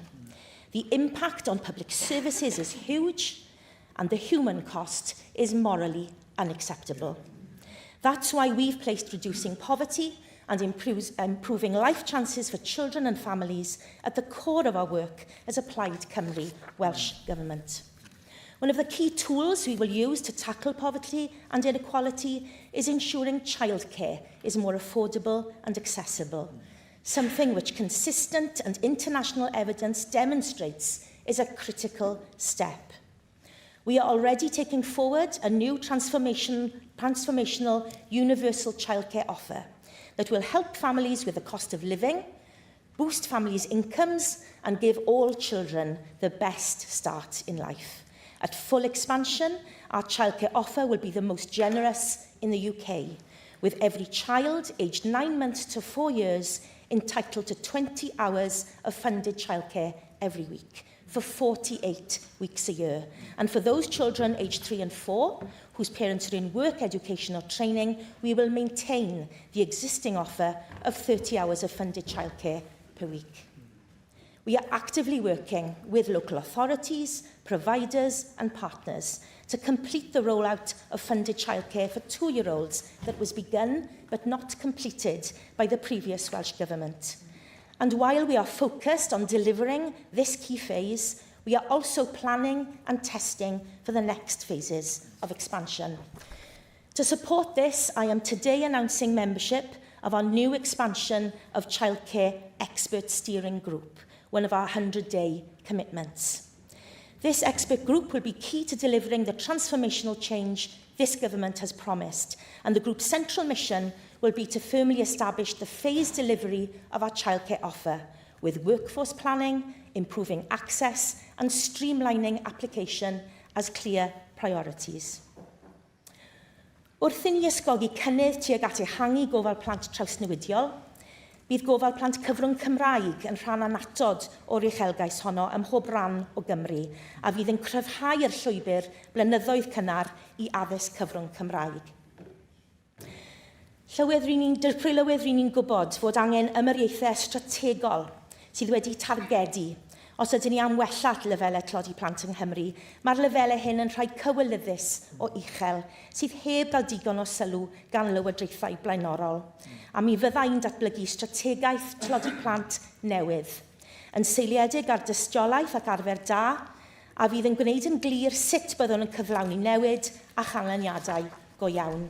Strategaeth tlodi plant sy'n addas i'r diben, a fydd yn ymrwymo i fuddsoddiad mwy cynaliadwy sydd wedi dargedu, yn canolbwyntio ar ganlyniadau tymor hir mesuradwy. Bydd y strategaeth uchelgeisiol hon yn gosod targedau a cherig milltir clir i ysgogi newid uchelgeisiol ond cyfranadwy. Rydyn ni eisoes yn gwneud cynnydd o ran paratoi ar gyfer gweithredu cynllun peilot cynnal, sef taliad plant Cymru. Mae consensus arbenigol ynghylch sut y gallai taliad uniongyrchol fel hwn wneud gwahaniaeth go iawn i blant mewn tlodi yng Nghymru, ac rwy'n falch o fwrw ymlaen ar cynllun peilot mewn Llywodraeth.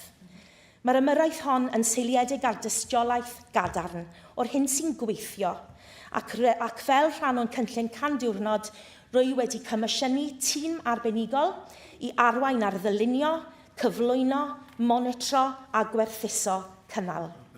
Rwy'n falch o gadarnhau heddiw bod Steffan Evans, prif weithredwr sefydliad Bevan, wedi cytuno i gyd gadeirio'r grŵp arbenigol yma gyda fi, gan roi'r arweinyddiaeth gref a craffu cadarn a'r gweithio cydweithredol sydd ei hangen i fwrw ymlaen gyda'r gwaith uchelgeisiol hwn. Bydd y Llywodraeth hon yn blaenoriaethu camau gweithredu i fynd i'r afael a thlodi tanwydd hefyd, drwy sicrhau cymorth ar gyfwng acwt effeithiol a chymryd camau ataliol drwy ehangu mynediad at gynlluniau effeithlonrwydd ynni. Wrth fynd i'r afael a thlodi, mae rhaid i ni sicrhau bod pob pint rydyn ni'n ei gwario yn cael yr effaith fwyaf posib ac yn helpu i atal y niwed y mae caledu yn ei achosi a'i weithygu. Felly, byddwn yn adolygu buddiannau Cymru a'r cymorth cysylltiedig i'r perwyl hwn, a byddaf yn gweithio gyda awdurdodau lleol a grŵp lliwiau arbenigol i sicrhau bod mwy o bobl yn cael mynediad at yr hyn gallen nhw eu hawlio, gan ysgoi lefelau anghanoliadwy o ddyled. Ac wrth wneud hynny, byddwn yn dadlau o blaid, cael yr hyn sydd ei hangen arnom i greu system gymorth sy'n adlewyrchu anghenion Cymru yn well. Mewn cyfnod pan mae rhai yn ceisio creu a dyfynhau rhaniad, ein gweledigaeth ni yw cryfhau cymunedau. Mae hyn yn cynnwys meithrin cydlyniant cymunedol a chymorth i ddioddefwyr ledled Cymru. Byddaf yn sicrhau bod argymhellion diweddar gan arbenigwyr ar ddod â chymunedau at ei gilydd yn cael ei datblygu, gyda ffocws glir ar fesurau ymarferol. Ac mewn cyfnod pan mae amddiffyniadau cyfreithiol sy'n gwarchod pobl Cymru rhag gwahaniaethu ac anhegwch yn cael ei bygwth, a'r hawliau sy'n gwneud ni gyd yn gydraf ac yr un mor atebol o dan y gyfraith yn cael ei cwestiynu. Mi fydda i yn cyflwyno cynigion i ymgorffori confensiynau hawliau dynol allweddol y Cenhedloedd Unedig yng Nghyfraith Cymru, gan gryfhau dyluniad gwasanaethau datganoledig mewn ffordd sy'n seiliedig ar hawliau, sicrhau bod gweinidogion Cymru a chyrff cyhoeddus wedi rhwymo ganddynt, gwneud hawliau yn gliriach ac yn fwy hygyrch, a sicrhau bod gan bobl Cymru amddiffyniad rhagweithiol a rhwymeduau ystyrlon. Rhaid i gydraddoldeb gael ei adlewyrchu nid yn unig mewn deddfwriaeth, ond hefyd yn y ffordd mae pobl yn profi tegwch ac yn cael ei diogelu rhag niwed. Rwy wedi ymrwymo i gael gwared ar y rhwystrau y mae llawer o bobl ledled Cymru yn dal i'w hwynebu yn ei bywyd bob dydd. Byddwn yn canolbwyntio ar ganlyniadau mesuradwy wrth gyflawni'r cynllun hawliau pobl yn abal a chynllun gweithredu Cymru wrth hiliol ac wrth weithredu deddf BSL Cymru. Byddwn yn gweithio ar draws pob maes o'r Llywodraeth i roi terfyn ar drais yn erbyn menwod, camdrin domestig a thrais rhywiol, drwy ddull system gyfan a chymdeithas gyfan sy'n canolbwyntio ar atal. Ac wrth i ni nodi mis Balchder, rydyn ni'n dathlu dewrder a chyfraniad pobl LHDTC+, a'n hymrwymiad cyffredin i urddas, parch a chynhwysiant. Rwy wedi ymrwymo i sicrhau bod pobl draws yn teimlo eu bod nhw'n rhan werthfawr o'n cymunedau a'i bod nhw wedi diogelu gan y gyfraith, rhagwahaniaethu ac aflonyddu. We value the important contribution that people from all over the world make to our communities, economy and public services, and we will treat those who are fleeing war and persecution with compassion and decency, that which the people of Wales expect. We are committed to upholding the principles of the Armed Forces Covenant and ensuring fair access to healthcare, housing, employment and education, skills and training for service people living in Wales, veterans and their family. Dear Prylywydd, these priorities set a clear and deliverable course of action that will lead to tangible results across all parts of Wales. Whatever affects one directly, affects all indirectly. Addressing this simple and powerful truth spoken by Dr. Martin Luther King Jr. is at the core of my mission in government. My priorities are tightly and clearly focused on the pressures people living in Wales face, the support they need, and the kind of nation we want to build together. I look forward to working across government with our many partners from the public, third and private sector, and with members across this Senedd to deliver on that mission for Wales. Diolch yn fawr. Diolch, Gweinidog. Diolch, Dy'r Prylywydd. Gweinidog, diolch i chi am eich ddatganiad. Dwi'n amau fod pawb yn y siambr hon yn cytuno bod lleihau tlodi plant a helpu teuluoedd gyda'r cost byw yng Nghymru yn amcanion pwysig iawn. And it's actually a refreshing change to hear Wales being prioritised, given your commitment to overseas spending, such as planting trees in foreign countries and pointless vanity offices in Brussels and Beijing. Every child deserves the best possible start in life, and affordable childcare can play an important role in helping parents into work. However, having listened carefully to your statement, I was struck by what was missing. You spoke of respect, solidarity and fairness. You spoke of transformational change. You spoke of expert groups, planning, testing and future phases of expansion. But what families across Wales need today is clarity. Your manifesto promised what you describe as the most generous childcare offer anywhere in the United Kingdom. That is a significant commitment. Yet today, we have heard very little about how much this policy will cost, where the funding will come from, or when parents can realistically expect it to be delivered. The Welsh public are entitled to know the answers to those questions. We are all aware of the financial pressures facing Wales. Local authorities are under strain. The NHS remains under enormous pressure. Schools are facing difficult budget decisions. Businesses continue to struggle with rising costs. Against that backdrop, it's entirely reasonable to ask how a universal childcare offer of this scale will be funded. Minister, your manifesto was presented to voters as a fully costed programme for government. If that is the case, surely the government already knows the total cost of this policy. Surely already knows where the money will come from, and surely it already has a roadmap for delivery. Yet today's statement appears to suggest that many of those details are still being worked through by a newly established expert steering group. So, I would be grateful if you could provide some clarity. Can you tell the Senedd today what the estimated total cost of delivering this childcare offer will be? Can you explain which budgets or funding streams will be used to pay for it? And can you set out a clear timetable for delivery so that parents, childcare providers and local authorities know exactly what to expect and when? Dydy teuluoedd ledled Cymru ddim angen cyhoeddiad arall am grŵp gweithio. Maent angen hyder bod yr addewidion a wnaeth gael i'w wneud cyn yr etholiad yn wirioneddol mynd I gael I gyflawni. Diolch yn fawr.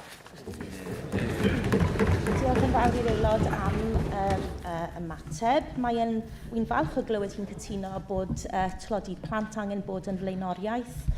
Dwi wedi bod yn gyson ac yn glir ac fydd adlewyrchwyd hynny eto wrth gwrs yn fy natganiad o'n blaenoriaethau heddi pam fod rhaid I bob plentyn yn Cymru cael y dechrau gorau mewn bywyd. Mae yn rhywbeth sydd ddim yn unig y peth iawn I wneud, ond mae fe peth synhwyrol I wneud. I ni'n gwybod, ac fel Sonia Si yn fras yn fy natganiad, bod tyfu lan mewn clodi yn effeithio ar eich cyfleuon chi drwy eich bywyd chi. Mae hefyd yn effeithio ar eich iechyd chi ac yn creu costau, felly nid yn unig y gost ddynol i'r plentyn yna ei hunan, ond wrth gwrs pwysau ar y gwasanaeth iechyd.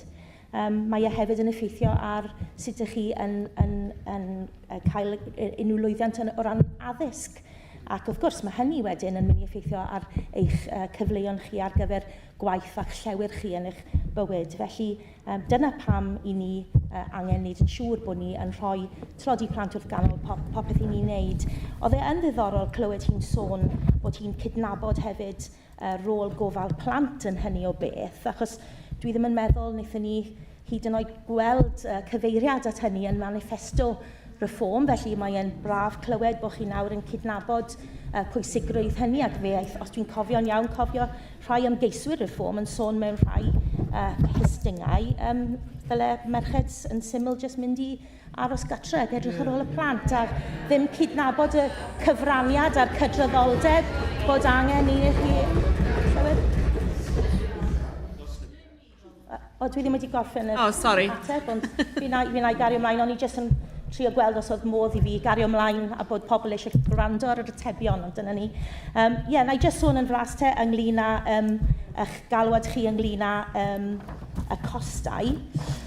O ran y costau, fe fydd wrth gwrs byddaf yn wneud yn siŵr bod ni yn datblygu trwy waith y grŵp rwy wedi ei cyhoeddi heddiw, sut ni'n mynd I edrych ar ddatblygu y costau wrth I ni fe mlaen. Wrth gwrs mae gyda ni gynllun mewn lle, mae rhaid I ni nawr weithio mewn partneriaeth. Mae hwn yn rhan fawr o waith, ond I ni yn ffyddiog ac wedi gosod hyn wrth ganol ein blaenoriaethau ni fel Llywodraeth. Felly ni yn gwybod y byddwn ni yn medru fforddio hyn o fewn y gyllideb sydd gyda ni sydd fel Llywodraeth. Fe fydd y Senedd wedyn wrth gwrs yn cael cyfle I graffu wrth I ni wneud y penderfyniadau cyllidebol hynny. Fyddwch chi'n gallu adnabod lle mae'n blaenoriaethau ni a bydd modd I chi graffu wedyn sut fyddwn ni yn ail flaenoriaethu arian mwyn talu am y polisi.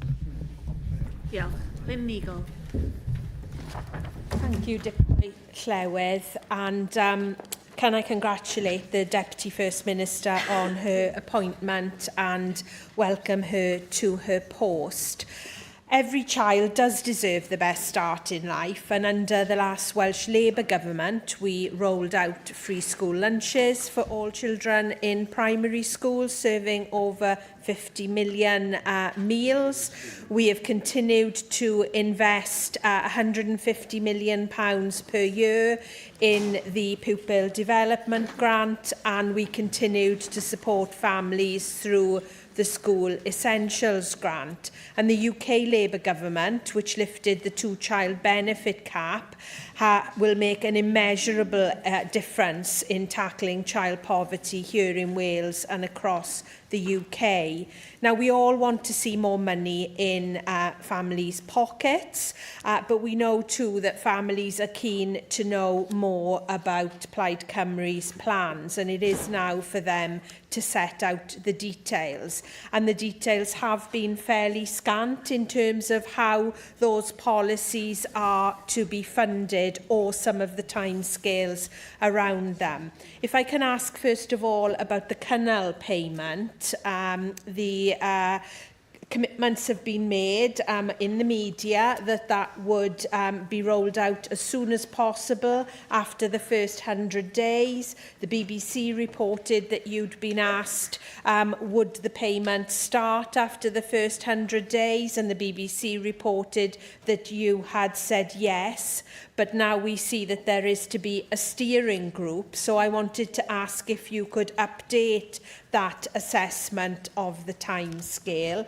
I tabled a written question asking what representations you'd made to the UK Government on this issue, because information sharing will be vital where non-devolved benefits are concerned. And you didn't answer the written question, but you told me I would receive a substantive response, which I'm waiting for, and I'm sure I will get in due course. But I would like to ask you whether you have now had the opportunity to talk to the UK Government about accessing data that will be necessary to roll out this payment, because families living in poverty want to know when they are going to receive that money.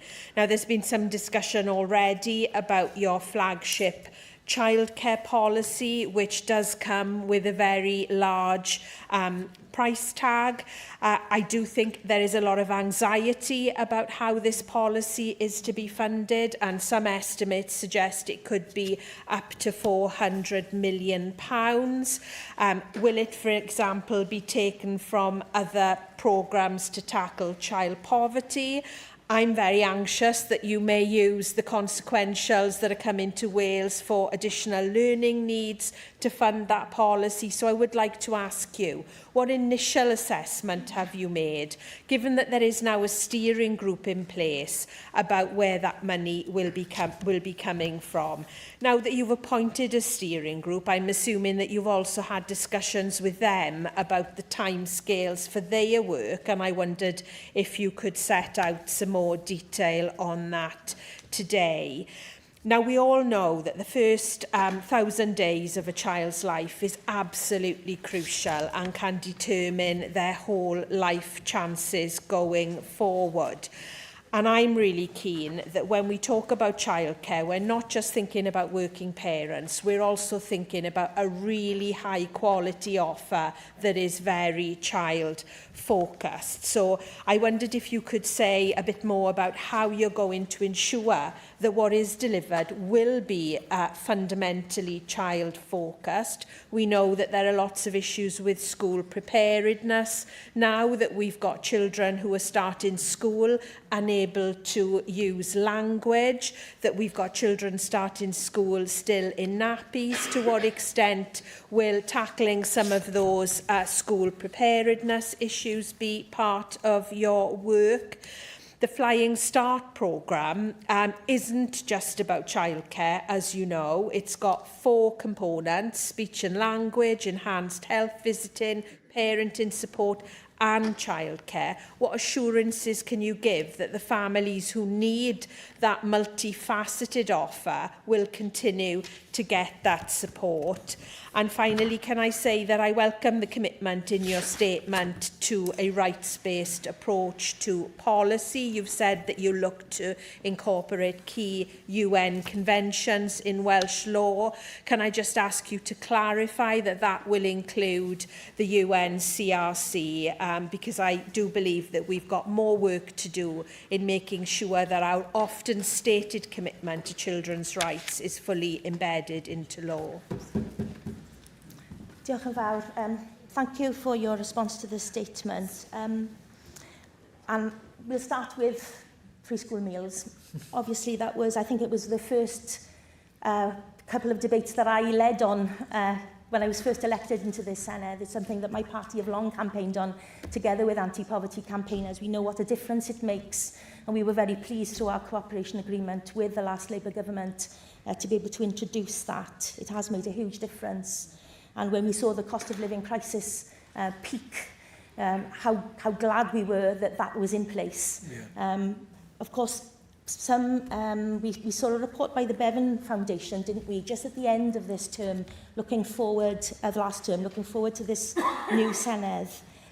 And what really took my attention in that report was that many of the measures, and you've outlined some of them, that the last Labour government took weren't strategic and were come to, like free school meals, as a result of ad hoc agreements with other parties. So what I'm absolutely putting at the heart of the work that I'll be doing in this in tackling child poverty is a strategic approach. Yeah. We've heard, haven't we, we had the new child poverty strategy published by the last government, and there was universal criticism of that statement, of that strategy, not so much about the things it was doing, but the fact that none of them were measurable, that we didn't have clear milestones and targets to be able to benchmark, as you said, what difference those interventions are making. And many of them are very expensive policies, but as I said, we know that this is a huge return on investment, investing in our children to make sure that the future of our nation is as best as it can be, giving those children every opportunity, levelling that playing field wherever we can to make sure that everybody in Wales reaches their potential and that their income is never a barrier to good health, to educational attainment or to lifelong prosperity. On the childcare specifically, you will know as a former minister and working with your former colleagues the complexity here, and that's part of the problem with childcare. I remember, I was on the Equality and Social Justice Committee. We did, in the last Senedd, we did 2 inquiries into childcare, and you will know as a former chair of a committee, it's quite unusual to do 2 reports on one subject, but such was our interest in the importance of this intervention, of the importance of childcare, as I outlined in my speech, but also as regards the complexity of the current picture. And I always remember an academic witness telling us it's like a football and there's been different bits stuck onto it and it no longer rolls. So the job of the expert group is to unpick that, because we are not just talking about adding extra funded hours, although of course that is the intention. It's also about transforming the system, making accessibility and affordability and streamlining the whole system to make sure that it works more efficiently. Because we already spend an awful lot of money on the childcare offer we have through Flying Start and the childcare offer for 3 and 4-year-olds. What I want to do is increase that, expand it, but also make it easier for families to access, not just in terms of affordability, but also accessibility. So this, as I said, is an investment in Wales's future. It will be the most generous system in the UK when it is completed, and we have to phase delivery for the reasons I've set out to make sure the workforce and infrastructure is in place, and that work is already progressing with the sector experts, and as I've announced today, in outlining the crucial role of the expert group to advise and establish that phased expansion and what it looked like, and I will bring back updates to the Senedd on the delivery of that phased programme. We will deliver our manifesto commitments from within the budget that we have, and as I said earlier in response to the earlier question, of course that budget will reflect our priorities just like every other government approaches its budget, and you will be able to scrutinise that budget when it is published. But as part of that budgetary process, we are carefully now reviewing both the level of funding and that is going to be needed for the programme that we have, and how that then, of course, can be targeted most effectively to make sure that every pound has the greatest possible outcome. As regards, I really welcome your question around the UNCRC. I agree. We've got a very proud tradition in Wales of rights-based approaches, but we've seen, haven't we, that the due regard model isn't always sufficient, and I can confirm that the UNCRC will be part of that work as we develop that Human Rights Wales Bill. And as regards the benchmarking going into education, I think that is a real concern. We've seen it even larger perhaps since COVID as well, haven't we, the school preparedness piece. So there's absolutely a preventative element to this work, and I will be working closely with the Cabinet Minister for Education and the Welsh Language, and also with the Deputy Minister for Public Health and Public and Preventative Health, because I think it fits across government into that piece. So diolch yn fawr. Thank you. Peter Fox. Diolch, Deputy Llywydd. I too congratulate you, Deputy First Minister, on your appointments and look forward to raising questions on behalf of our group. Social justice and equality must be at the heart of any government's work. They are not abstract principles. They are about whether people in Wales feel safe, supported and able to live with dignity. Deputy First Minister, you spoke about practical, tangible action, but people will judge this government not on the language used, but on what actually is delivered. We know that Plaid Cymru's approach is their reliance and, quite frankly, obsessive calls for further devolution, whether that be justice, welfare or wider constitutional change. But the question people across Wales are asking is very simple. What is being done with the powers already available? The truth is that Welsh Government already has significant levers over housing, education, health and community safety, all of which are fundamental to improving social justice outcomes. Whilst I'm sure calls for additional powers will form part of every conversation your government has with Westminster, they cannot become an excuse for inaction today. And again, today we have heard about new strategies, pilot schemes and expert groups, and some, I'm sure, of these pilots will be welcome. But what people need is delivery, not another layer of process. There is also a broader point about fairness and neutrality that goes to the heart of social justice.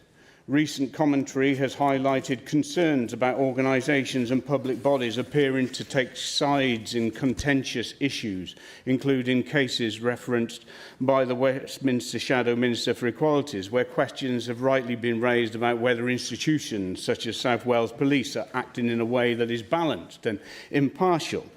We should be clear. Organisations that serve the public, particularly those in receipt of public funding or with a public role, must uphold the highest standards of fairness and neutrality. That does not mean avoiding difficult decisions, but it does mean ensuring that all individuals are treated equally, and that differing views are respected, and that no group feels excluded or marginalised by the actions of those institutions, because once neutrality is lost, trust is eroded. Without trust, the very foundations of social justice, fairness, equality and inclusion are undermined.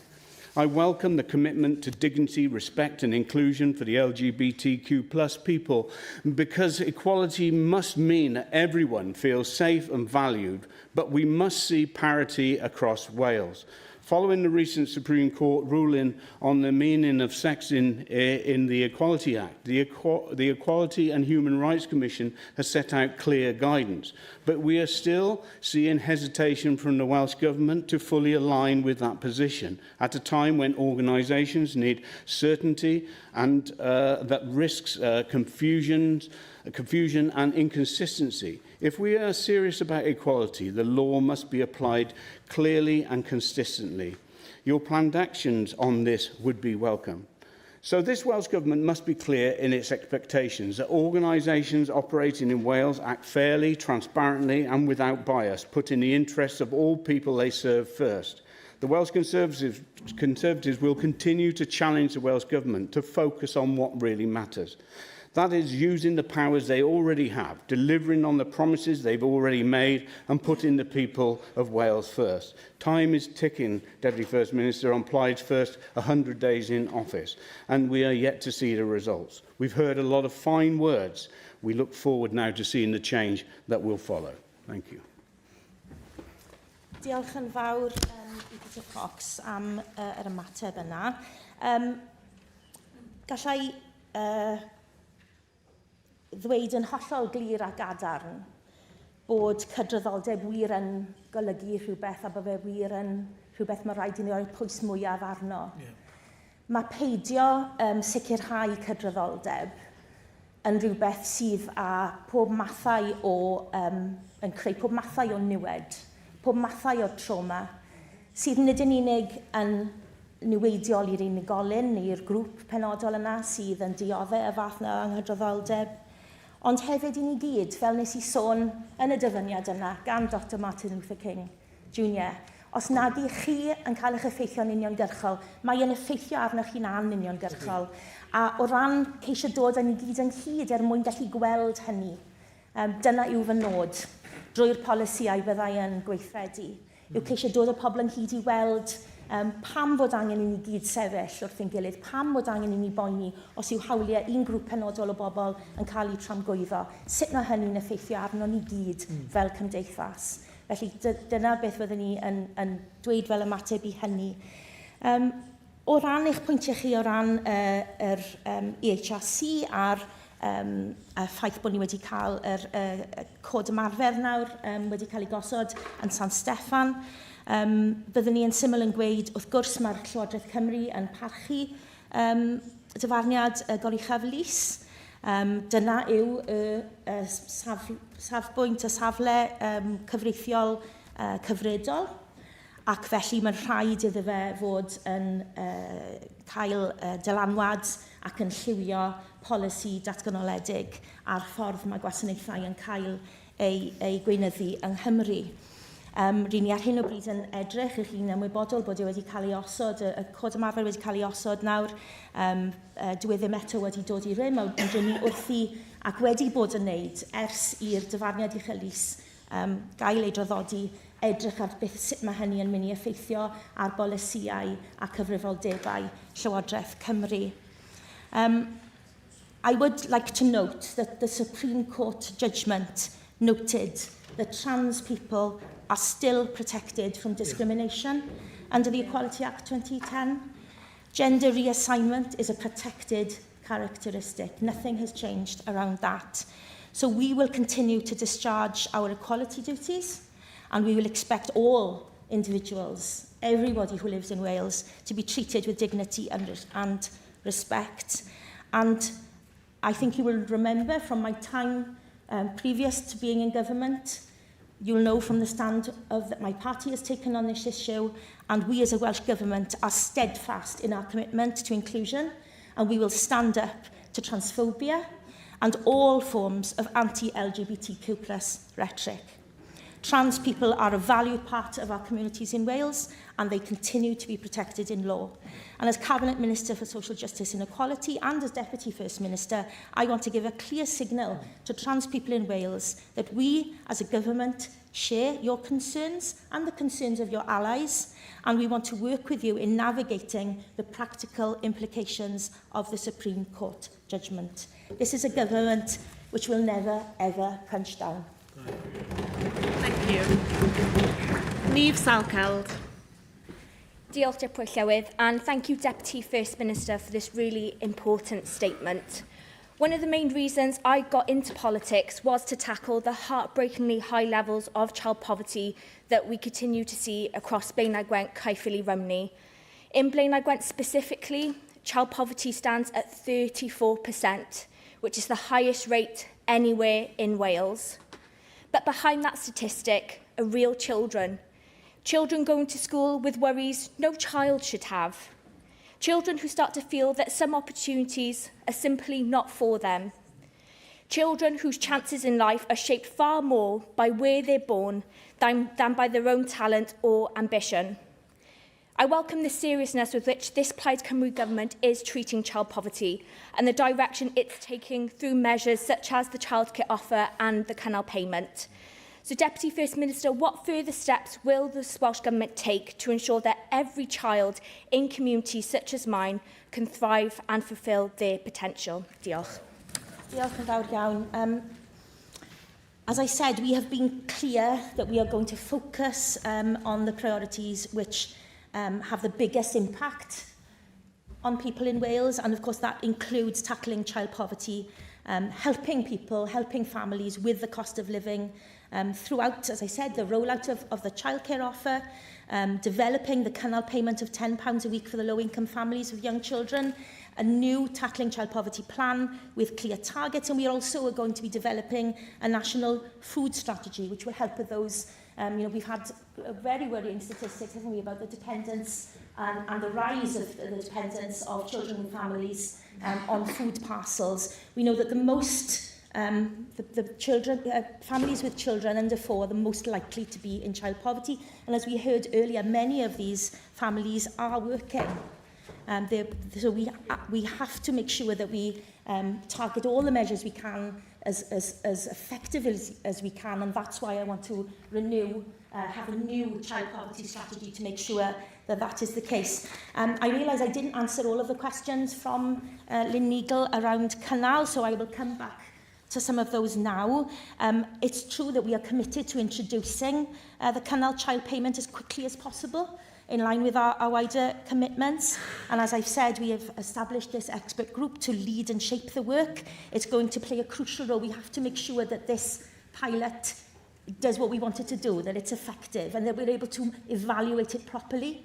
And it comes back as well to, we are going to be working at pace on this. I will provide, I commit to provide further updates to the Senedd as that work progresses. But the focus now is laying those strong foundations to making sure that the scheme succeeds and does what we want it to do.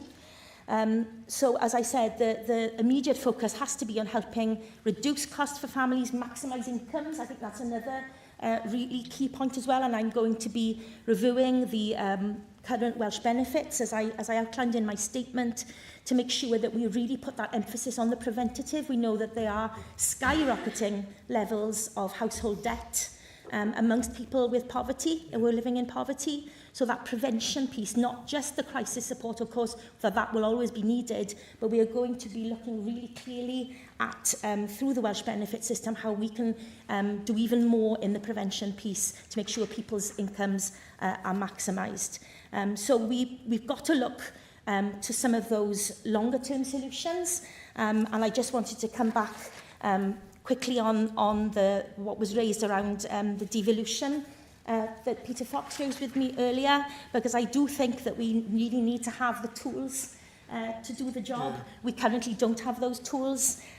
We've seen in Scotland having power over welfare, the difference that can make, given the right priorities in government, and that's why we will never stop making the case for the devolution of power over welfare. But while we are doing it, we will work to improve the existing Welsh benefit system that we have, as I said, making it simpler for every household to receive the support they're entitled to.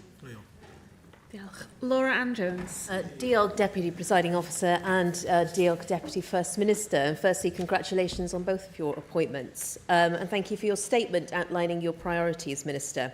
Respect, solidarity and fairness are values that have always mattered to the people of Wales. I agree. But does that not apply to women and girls?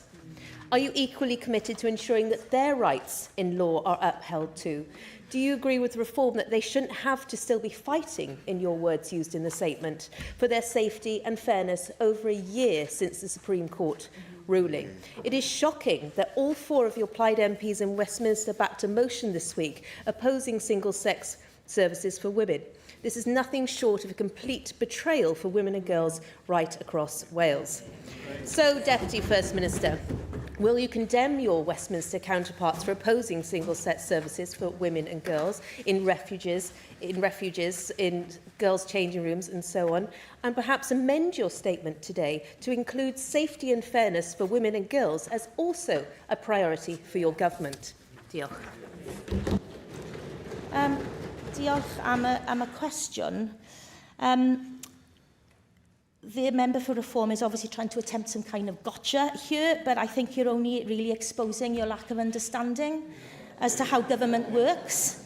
As a government, we have a duty to implement the law, and as I said, we are already applying the current law, including the judgment of the Supreme Court. We have made clear that we will fully abide by our legal obligations, and if the Code of Practice is approved, we will apply it lawfully in line with our legal duties. But at the same time, Westminster MPs of all parties have every right to scrutinise and challenge whether that guidance gets the balance right.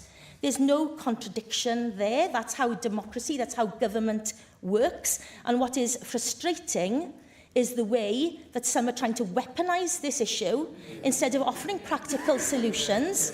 We're seeing members of reform once again trying to turn a complex, sensitive area of war into a culture war.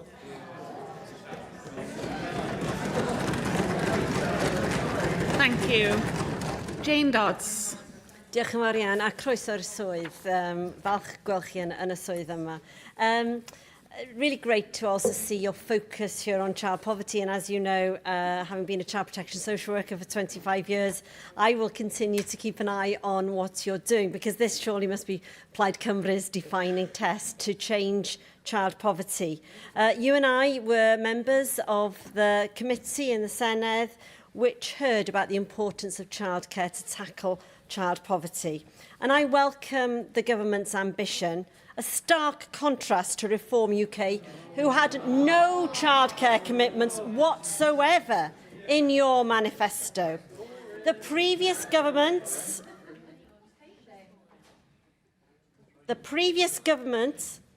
made the right commitments, and still we only have 66% of 2-year-olds receiving Flying Start by April of this year.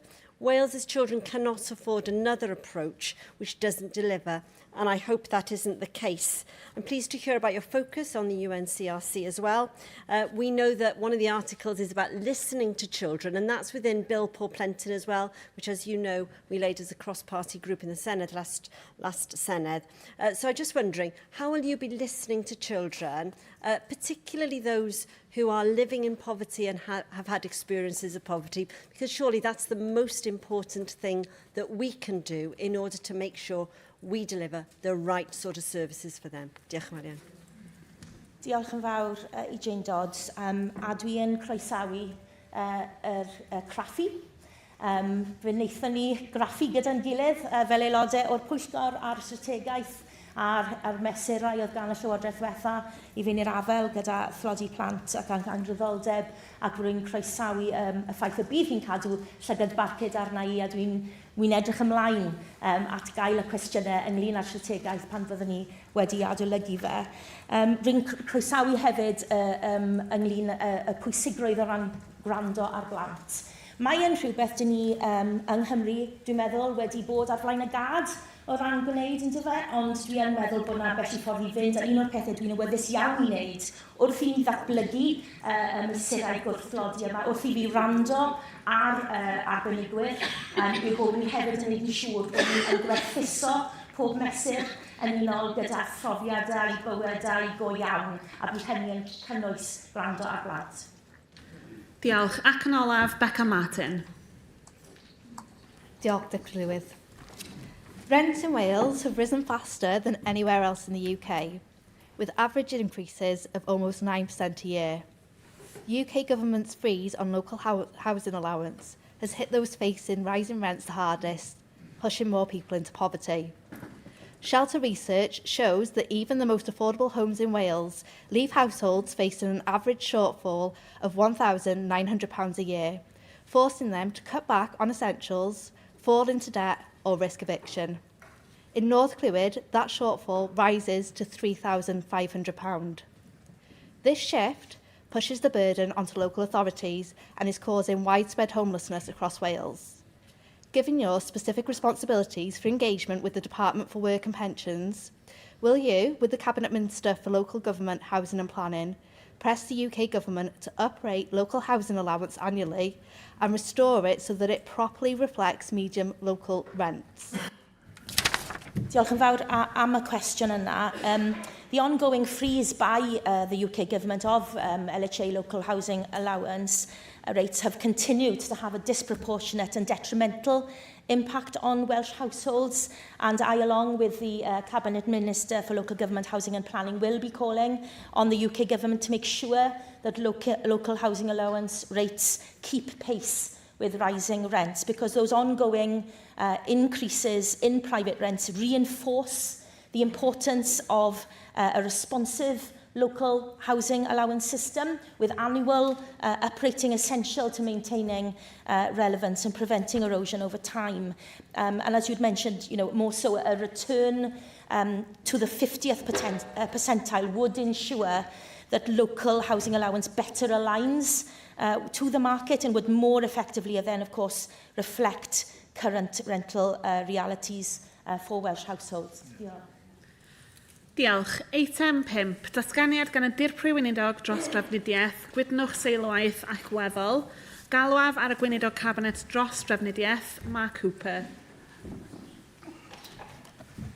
Deputy Llywydd, Rydw i'n eisiau diddewyrau aelodau am eich achosion o gau pontmennau yn ddiweddar y gwaith sy'n mynd rhagddo i ddeilio a problemau stryddiol, a rhaglen enghanwch i gryffau gwydnwch y crosfannau rhoi'n Ynys Môn a Tir Mawr.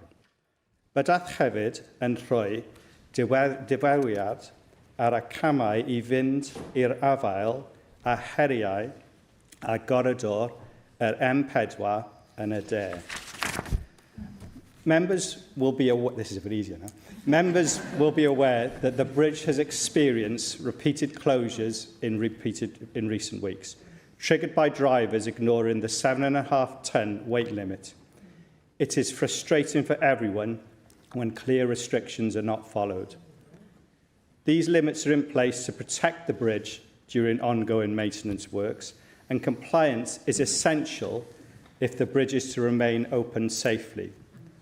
When the rate restrictions are breached, precautionary structural inspections are required, and that, in turn, means closure and disruption to those in the area. Ensuring safety of the structure, the workforce and the public must come first.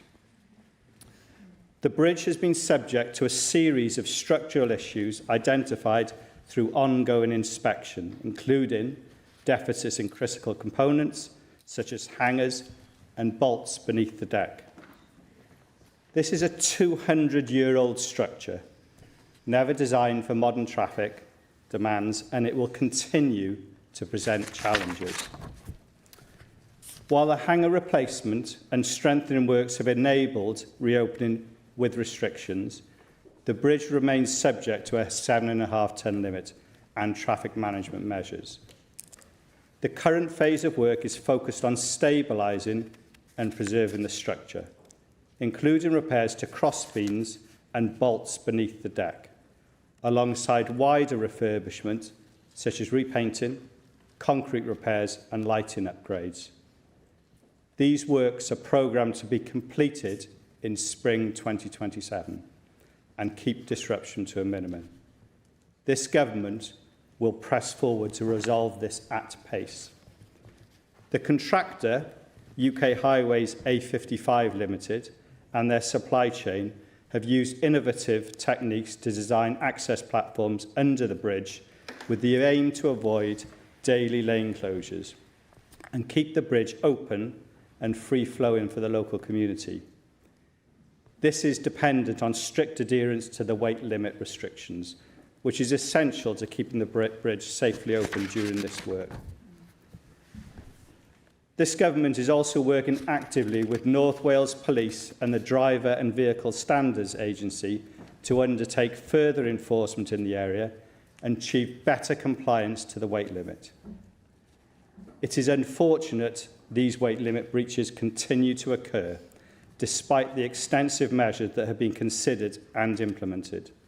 The construction programme, as I said, is expected to continue until spring 2027, reflecting both its complexity and additional defects identified during inspection.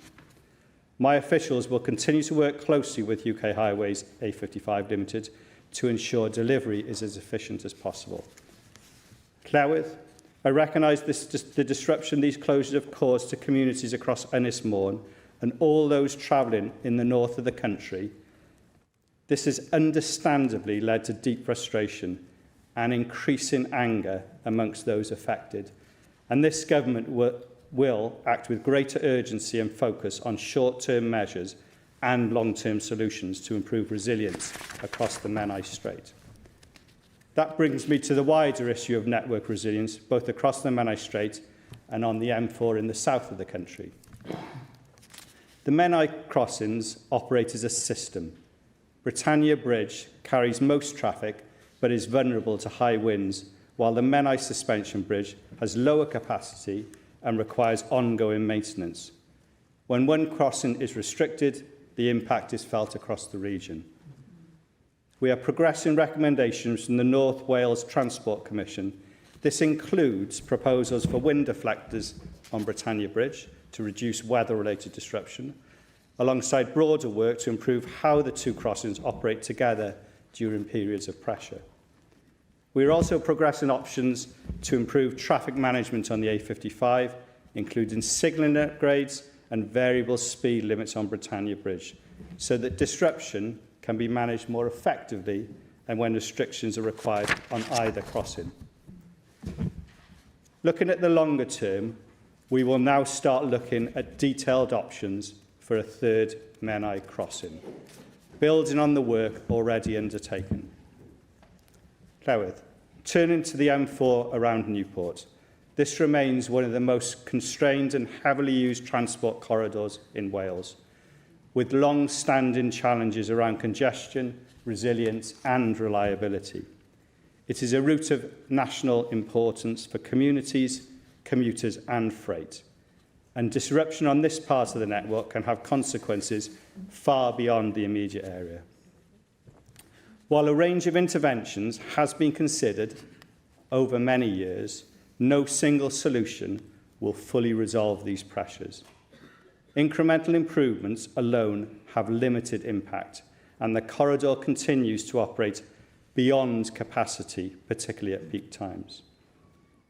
Communities and businesses have lived with this congestion, uncertainty and delay for too long, while previous governments on both sides of the border have failed to turn this debate into delivery. This government has committed to renewing work to identify a clear and evidence-based way forward, making use of the substantial body of analysis already available. This government will not simply return to old positions or repeat work that has already been done. The answer is not another external review that kicks the can down the road one more time. Therefore, today I am announcing a short, focused programme of work to explore realistic options across road, rail and bus interventions. The emphasis is on measures that are practical, deliverable and capable of making a meaningful difference in the near to medium term. That includes accelerating delivery of public transport alternatives, targeted measures to improve flow and resilience on the existing road network, and better integration between strategic and local transport systems. The work will draw on the substantial evidence base already available and focus on identifying practical and deliverable alternatives. To be clear, this government does not believe the black route is a credible option. Instead, we will focus on a balanced package of measures reflecting the scale and nature of demand in the corridor. I will report back to members on the outcome of this work in plenary early in the autumn, setting out the government's way forward. To summarise, Llywydd, both the Menai crossing and the M4 illustrate the wider challenge of managing ageing infrastructure in the face of increasing demand. In the north of the country, we are progressing both immediate measures and longer-term options to strengthen resilience across the Menai Strait, including considering detailed options for a third crossing. In the south of the country, we are undertaking targeted work to identify a clear and deliverable strategy for the M4 corridor. Whilst these works can be disruptive, they are necessary to ensure safety and to support the longer-term reliability of our transport network. Byddaf yn parhau I ddiweddarau aelodau fel mae'r gwaith yn mynd yn ei blaen. Diolch. Diolch. Gweinidog Cabinet, James Evans. I'd like to thank the Cabinet, the Minister, I think it is, for your statement. Shame the title said key infrastructure resilience when it's only really covered two parts of infrastructure. But I'd just like to ask, other parts of infrastructure resilience are things like the A470, which goes through my constituency. And there were key safety upgrades planned for that piece of infrastructure by the previous government. I was just interested, are those things that your government are going to continue, or are they something you're going to scrap? Thank you, James, for the question. So we've focused on these two parts because they're the two areas that we've named as being key structural problems that the people of Wales are seeing as a real problem today. So I think what people are asking for is for us to be able to solve the problems that people are facing. The programmes that are already in chain are still going to be in chain. So these are things that we're still looking at across the piece. So this isn't something that things have changed, but I've been focused on these two items because they're important for the people of Wales. Vicky Howard. I'd like to thank you, Minister, for your statement today and welcome you to your new role. The transport role, of course, holds particular responsibility. It's not just about how we get from A to B. It's also key to investment into Wales. We need road networks that don't hold people up, buses that support people getting to work, an accessible train network, a national airport to raise Wales' global profile and attract inward investment. And we need to ensure that our active travel infrastructure works right across Wales. And that's why I'm proud of the work of the last Welsh Government. The Menai Bridge crossing will rightly be a concern to many, not only those living on Ynys Môn, but those working across the island and relying on the port of Holyhead. So I welcome your early statement on this topic, but crucially we need some firm commitments. You talk of the government acting with urgency and a focus on short-term measures and long-term solutions.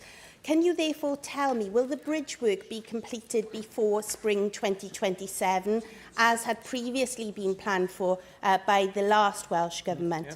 Moving on to the M4, I'm pleased to hear that you'll be using an evidence-based way forward, as was previously commissioned by my colleague Ken Skates. So will you be sticking to the time frame for the Roads Reliance Review to report this summer? Can you inform us of any junction closures that will be necessary on the M4 with measures to improve flow and resilience on that existing network? Will you commit to better integration between strategic and local transport systems that won't lead to more traffic and therefore more pollution on local roads? And finally, as ever, commitments require funding. What assessment has your government made of the costs required, and where will this funding be drawn from? Well said. Thank you, Vicky, and I look forward to working with you over the next. One of the things I'm quite keen to do is to make sure that we all work from an evidence base, so across this chamber, because one thing I've learned quite quickly in this brief is that when you start to want to deliver things, they take a long time to do. So these are things that basically we were looking for across this chamber, people looking to support measures that were taken ahead. I'm really pleased you identified the importance of transport across portfolio. I think one of the things that I'm excited to do is to support members from across the government in their roles as well, to make sure we support them, whether it's on the economy, health or whatever. I think this is a societal basis for what we do more than anything else, so it's hugely critical. You asked the question about whether or not the works will be finished on Britannia Bridge before spring 2027. I think what's happened is that there's been other things that have been found, as I referenced in my statement, and those are the things. So we're going to try and keep to spring 2027 as the delivery date, but that looks the most likely date. I think one of the things we've got to be careful about is suggesting dates that don't happen. 2027, spring 2027 is looking like the date that we can achieve on this now, providing other things don't come and stand out even more. The roads review, and also linking into junctions. So these are things that we're going to get into as part of this review. So when we report back to members in the autumn, we'll go into detail about this, about how these things will change. Because I think you're right. One of the things that I think you referenced is that to deliver to changes on the M4, it will have an impact to the side and it'll have an impact in Newport. So we've got to think about all of these things in the round. And one of the things that's critical is that we communicate with people as to how these things will affect them. I think that's probably the most important thing. Early communication will be essential, not just for people in this chamber, but also people beyond, so that they understand how their lives will be impacted. One of the things I think we've also got to reference is the M4 is an ageing structure as a general entity, so it will require lots of work over the coming years. So we're expecting some disruption now, even without this work. So we've got to make sure that we communicate that clearly to people, because the longer term benefits will be clear. Better integration, absolutely. I think this is one of the key things. Ultimately, hopefully you got from my statement, there is no easy answer to this. This is multifaceted, so that better integration is key. I think there's a lot to build on from the work that's been done before, because this is tricky stuff. but it needs to be integrated. And actually, it's about how do we find ways of making, because the journeys that are taken on this part of the M4 are basically between Swansea and Bristol, and in between that, how do we help people to make better use of those journeys as well over time. Costs, the final thing, we'll reference this in the autumn. I think some of the thing that we want to try and do is make sure what our clarity over the way forward is going to be, which is critical. When you're looking at things like Menai, with the infrastructure that's been developed on Ynys Môn with regard to the nuclear SMR facilities, so some of those may be opportunities for us to look at. But it's the cost of these things is going to be a secondary piece of work that we do as part of this work that we come back to members in the autumn. Thank you. Janet Finsones. Diolch, Llawn. Well, congratulations, Mark, and welcome to your role. I suppose I can't really blame you for anything because you're new to the Senedd and you're new to your role. But I won't blame you just yet. But let's just, let's be realistic now. So under the last Welsh Labour government, supported, of course, by your party now, Plaid Cymru, we did see significant damage done to our transport system through a series of misguided policies and decisions. The scrapping and freezing of major road building projects has definitely been very retrograde in terms of North Wales and the travel there. The prioritisation of active travel schemes that Lee Waters introduced, that saw everybody supposed to suddenly start wearing lycra and going on cycles on cycle paths, when in fact, after the £184 million spent, when I asked for the increase in actual numbers of cyclists using these very expensive active travel routes, the percentage increase was nil. The continued funding, I don't think you can just call it funding really, the giveaways to Cardiff Airport at significant public and taxpayer expense. £32 million spent implementing the 20 miles an hour policy. A loss of around 20% of bus passengers across Wales. Poor reliability across large parts of the rail network. And for any of the North Wales members, we know, we've been there, we've been on those trains that have been late, non-attended. You're really, really poor performing rail service. Now, I don't need to tell you, Mark, that the key to a strong economy and a strong society is a strong transport system and modern infrastructure. Our businesses, our visitors, our residents, and all those people using our roads, like our road hauliers, they depend on reliable transport to move goods, services. Employees need dependable routes to get to work. Communities rely on good connectivity to access education, healthcare and leisure opportunities. But despite how we all know what the importance of transport is, we've seen these continued challenges.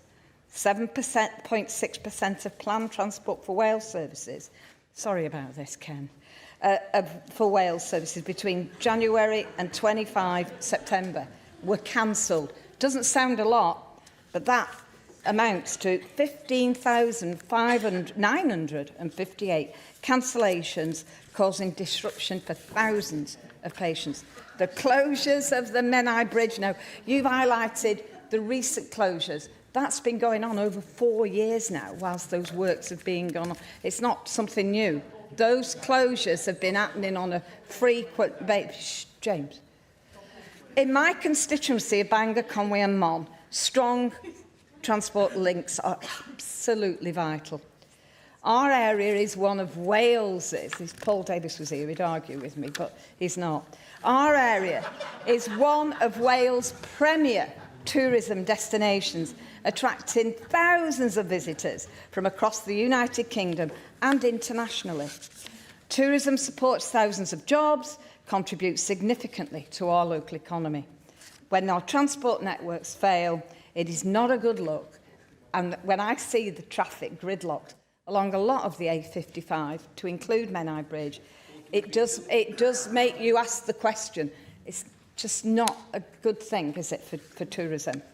To be fair, there have been some progress in improving transport infrastructure in North Wales. You're welcome. In North Wales, we have seen major service improvements. But some of these, we, the Welsh Conservatives, have called for. So the increased rail services linking Llandudno with Liverpool, we'll take credit for that. The extension of Manchester Airport services through to Holyhead, continued investment in parts of the rail network to improve regional connectivity. These improvements are welcome. And I said, and you've mentioned about us all working together. We need to do that in terms of this infrastructure and transport ambition. We need to see a lot of unfreezing on those road projects that are currently on hold. We need to deliver the long-promised M4 Relief Road. We need to electrify the North Wales main line. We need to upgrade the A55, removing junctions 15 and 16 roundabouts, bottlenecks. We need to build the third Menai crossing. And I have to say, it's only relatively recently that it's been mentioned that a plan has been looked at before and it might come forward. I'm just looking at the time. I wish you well in your role. I want us to work together positively. Not for any other reason that we are in a bad way in terms of transport infrastructure in Wales. I'm going now. So, yeah, I look forward to working with you, Mark. I sometimes wonder what I just walked into there, which is the and whose responsibility. So there's a lot in what you said, Janet, which I think is really important. One of the things that's important is that we're talking about how we make sure that our transport system works for the whole of Wales. I think that's something that's central to how I want to tackle this job and the things that are really important to me. There are things that will be different in the way we approach it, but one of the things that I'm keen for us to do in the relationship that we have broadly across this chamber is that we work with data. You've heard that quite a lot from this government. It's been repeated, and it's been repeated for a reason, insofar as we're on the same page to know how the impact of these things can happen, because we're working in a constrained budget.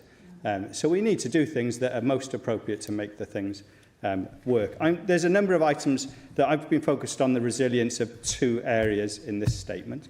There's a number of items which I think I look forward to you talking to me about questions, which I'll deal with those ones separately, if that's okay. So on the rail network, on active travel and scrapping of there's a number of things there that are related to which I'll take separately.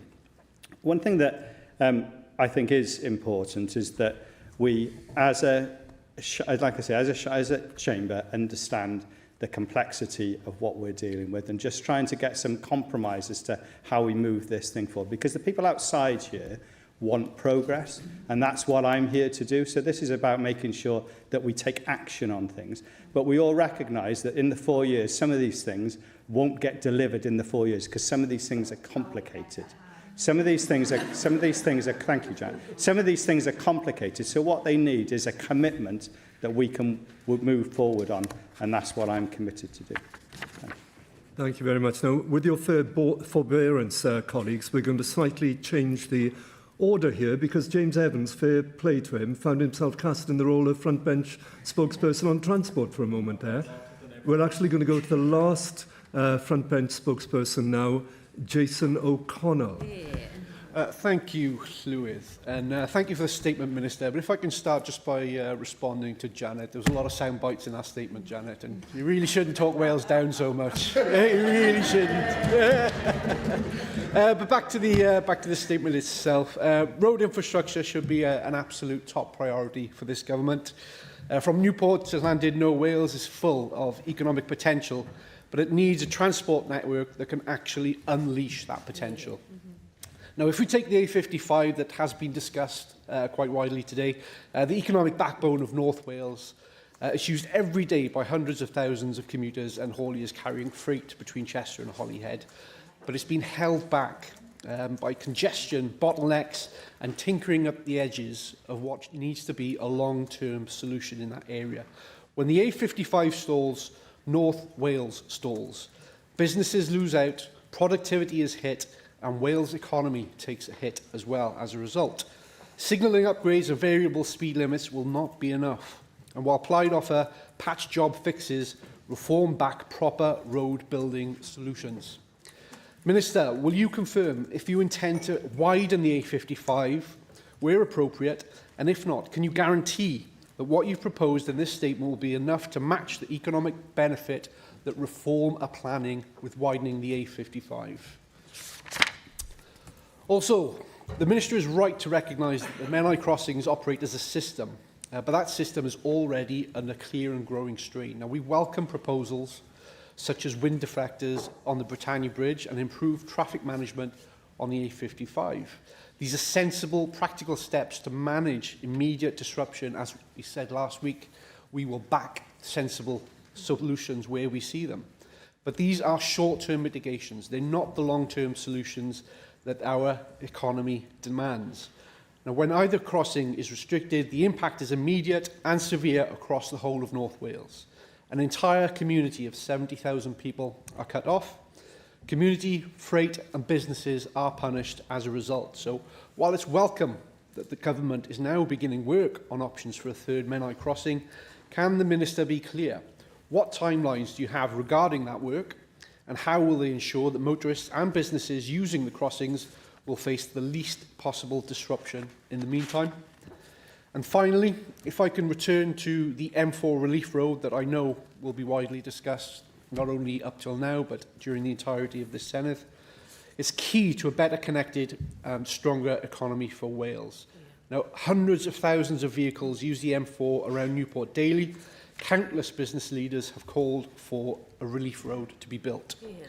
And yet Plaid today offers plans for plans in this statement, despite having for years not come up with a firm solution.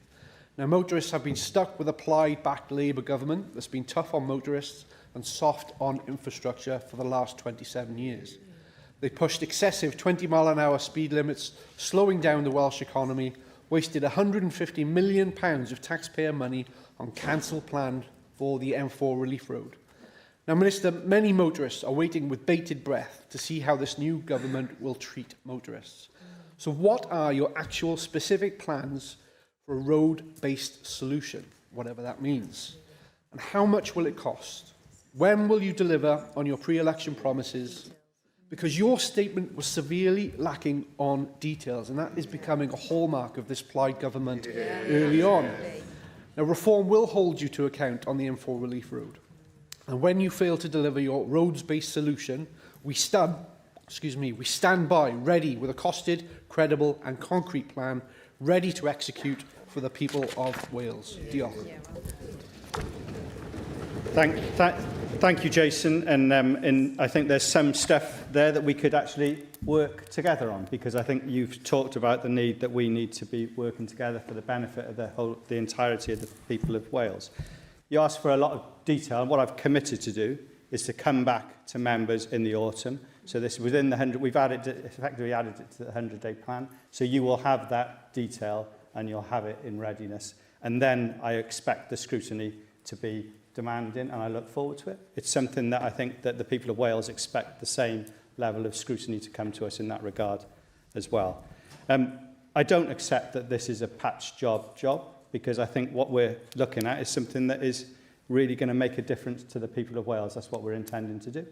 I think that some of these things, there are restrictions around the M4. It's clear you've got, the Severn one side, and you've got mountains and hills the other side that restrict what you do with a growing population in the middle of it. So you need to make things work. And ultimately, part of this solution is about making sure that public transport works as well. Public transport will be the key that unlocks productivity here, and it's something that we're committed to. And public transport not just being rail, being bus as well, so linking into the bus franchising work that's already been done too. You talk about spending money on previous administrations spending money on the M4. One of the reasons that we're keen to be able to move on this at pace is that we believe that a lot of the work is there. There's a lot of evidence already there, so we're going to dig into this because we've got no interest in wasting time or money on doing things that take an over amount of time. So we want to make sure we get to this quickly and get back to it.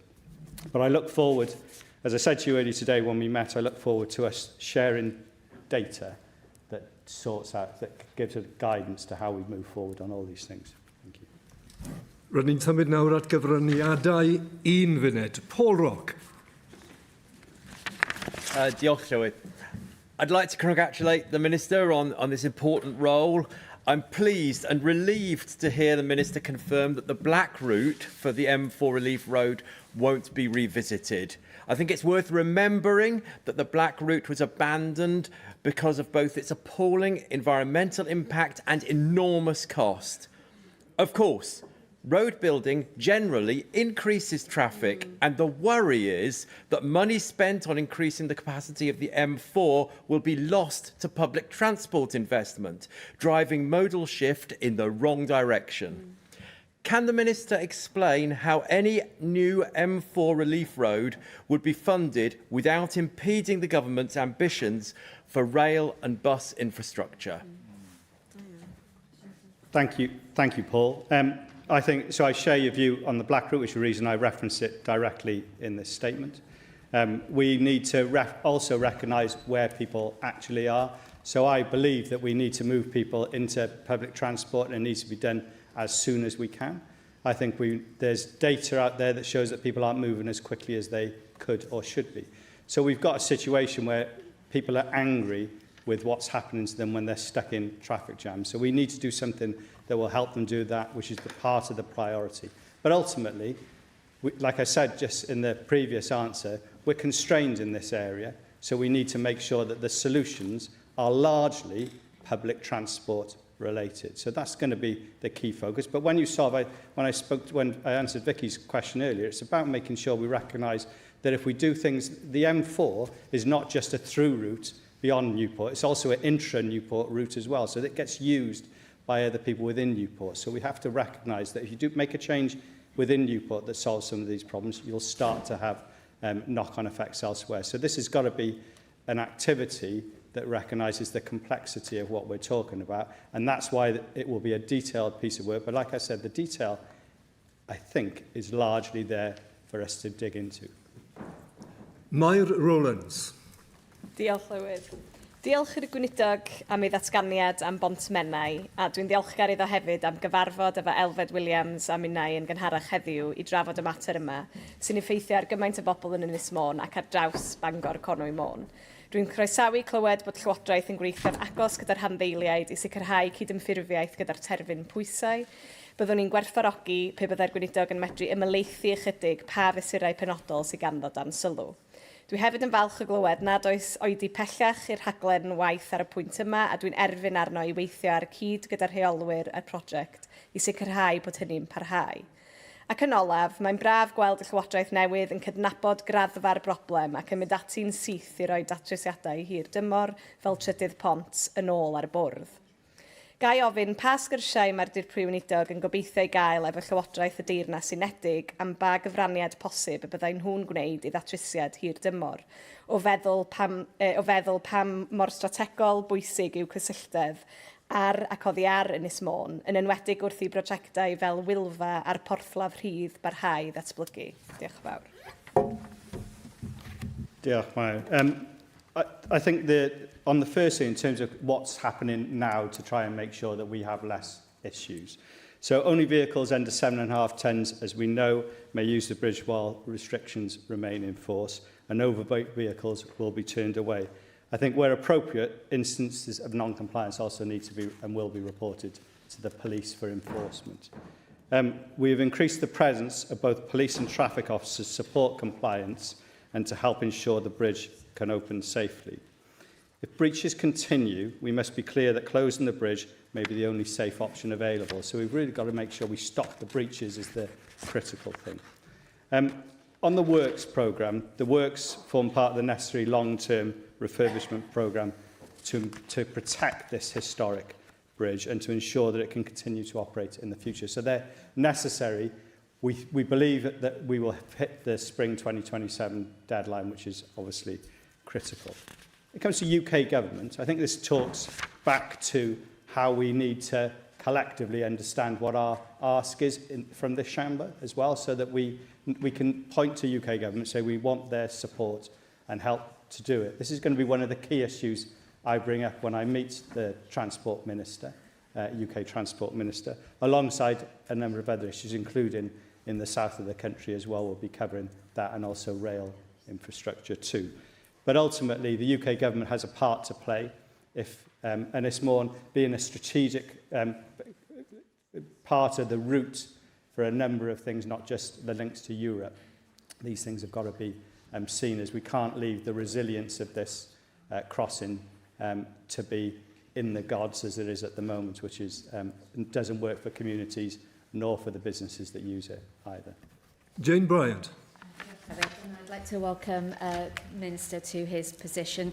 And as a local resident, I know all too well that every time there's an accident or congestion at the Bringlass tunnels, motorway traffic from the M4 is pushed onto our local roads. This creates gridlock, choking the city of Newport, and moves air pollution closer to homes and schools. You said today that you will not repeat the work that has already been done. Are the targeted measures to improve flow and resilience on the existing road network that you've referred to today part of the resilience studies for our motorway and trunk roads that were announced by the previous Cabinet Secretary for Transport, Ken Skates, last summer? And if this is something different, when will the findings of the reports that were commissioned last year be published? And you ruled out the black route.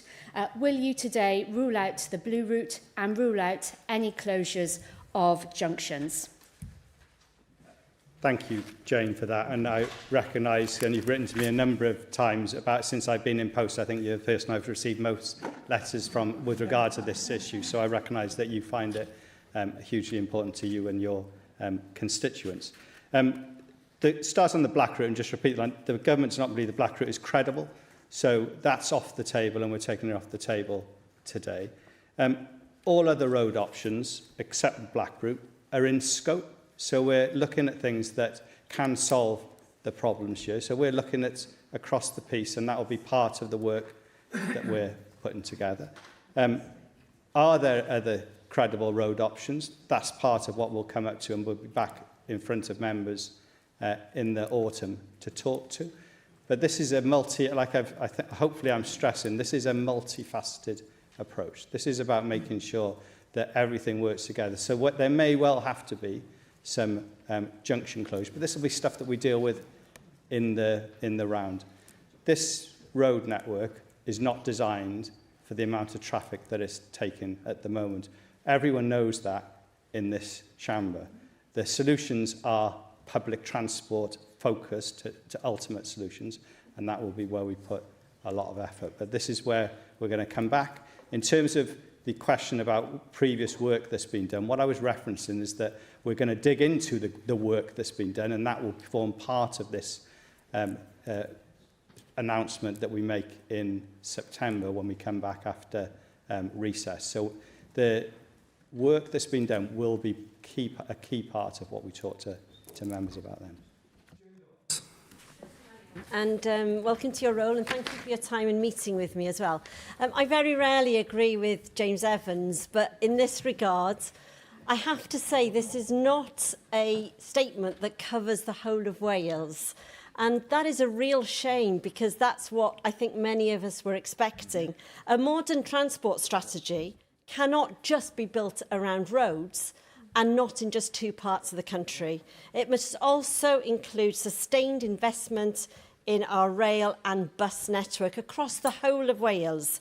Looking at rail, we know that Transport for Wales carried around 31 million passenger journeys, an increase of 20%, which shows that actually people are wanting to go on trains if they can be improved and invested. And on buses, I was particularly proud to work with the Welsh Labour Government on the £1 bus fare for children and young people. So I'd like to hear from you how you are going to invest in our buses and how we're going to look at how we can have a modern transport strategy for the whole of Wales.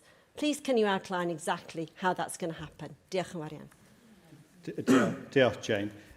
This wasn't intended to be a transport strategy message today, so that we will be coming back with a fuller transport strategy to be able to update members in that regard. But just to put your mind at rest, like you, I think We need an integrated strategy that covers the whole of Wales. So this is something that I'm really keen to make sure that we do properly, and I think that ultimately rail and bus travel are central planks of that solution. The thing we've got to recognise that lots of people are still, they see their car as being really the way that they travel at the moment. So there's still a big piece of work to encourage people to use the buses and use the trains. And the bus franchising that's going to be rolled out is part of making sure that happens with routes that suits people's needs and make sure that they actually work for the people. Rail network, the same. We need to make sure that these things work for people in the way that they do. And so lots of that's about making an integrated transport policy that works across modal policy as well. I'm grateful for the statement today, especially on the topic of the M4 relief road, which is a major talking point among my constituents. People would appreciate any further clarification that you gave on potential solutions to the bottlenecks that are experienced around the Bryn Glass tunnels, especially maybe some comments around the burn stations. I also know that Plaid Cymru's government agrees with me on the need to protect the Gwent levels. It's truly a unique SSI landscape and has been described by some conservationists as the Amazon of Wales due to its rich diversity. So any comments that you could make on that would be very much appreciated. And finally, I'd like to know how you intend to engage with other interested parties, such as the local authorities, to come up with solutions that ensure that traffic flow in and around Newport is eased in the most cost-effective, efficient and sustainable way. Diolch yn fawr. Prada. The first thing in terms of the burn stations, these are a key part of the solution, I think, in terms of this, and we'll come back in terms of how we expect Welsh Government to do more, sorry, UK Government to do more than they've done so far, which is just about, there's a promise in the ether, we need these things to be in sight as how we actually make the stations a reality. Because one of the key things is to make sure we can get people to utilise the trains and see the trains as an effective solution for those journeys that we're needing to get off the M4. So they're critical, and UK Government has a part to play to make sure that these things happen in a time scale that suits the people of Wales. Ultimately, that's what we've got to focus on. I agree entirely with your point about the Gwent levels, and that's one of the key reasons why the black route is off the table. We think they need to be protected. It's not something that we countenance doing, and I think when it comes to the solutions, I still don't think that even if that was built now, the timescales associated with it aren't the key long-term solution. There are other long-term solutions that relate to rail that will be better suited to the environment as well. So that's critical. You talk about talking to people. I think that's probably the most important thing. I think communication has got to be something that we dig into in a big way in this thing, and that's about taking people with us. So that's not just the interested parties in Newport, that's the people of Newport. That's the people of the wider area. This is about an exercise in us having engaged conversations that we listen to as well, rather than it just being a one-way street. So I'm really looking forward to those, and I personally want to make sure that I'm personally engaged in those conversations as well. And the same goes for Menai in that regard too. I think it's important that we're out there engaged with those conversations. Thank you. Hugh Thomas. Llongyfarchiadau y dymuniadau gorau yn y swydd, Mark. I think, as others have said, it is a pity that your first statement in this chamber is focused so narrowly on just two areas, two pieces of the road. Lots of questions across all of Wales. And clearly, taking the M4, much of the congestion around Newport is driven by traffic coming in towards Cardiff, both daily commuter traffic and traffic towards major events. Cardiff, of course, by most measures, is one of the fastest growing major cities in Britain over recent years, the dynamo of the Welsh economy. And yet, when they come into the eastern side of Cardiff, they're actually channeled into just a two-lane road along Rover Way, the unfinished Eastern Bay link.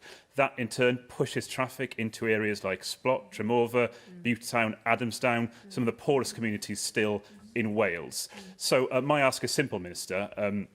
not the billions wish list we heard a minute ago, but rather less than £2 million funding to deliver the next phase of the business case for the Eastern Bay Link and the wider master planning for dualling of Roverway.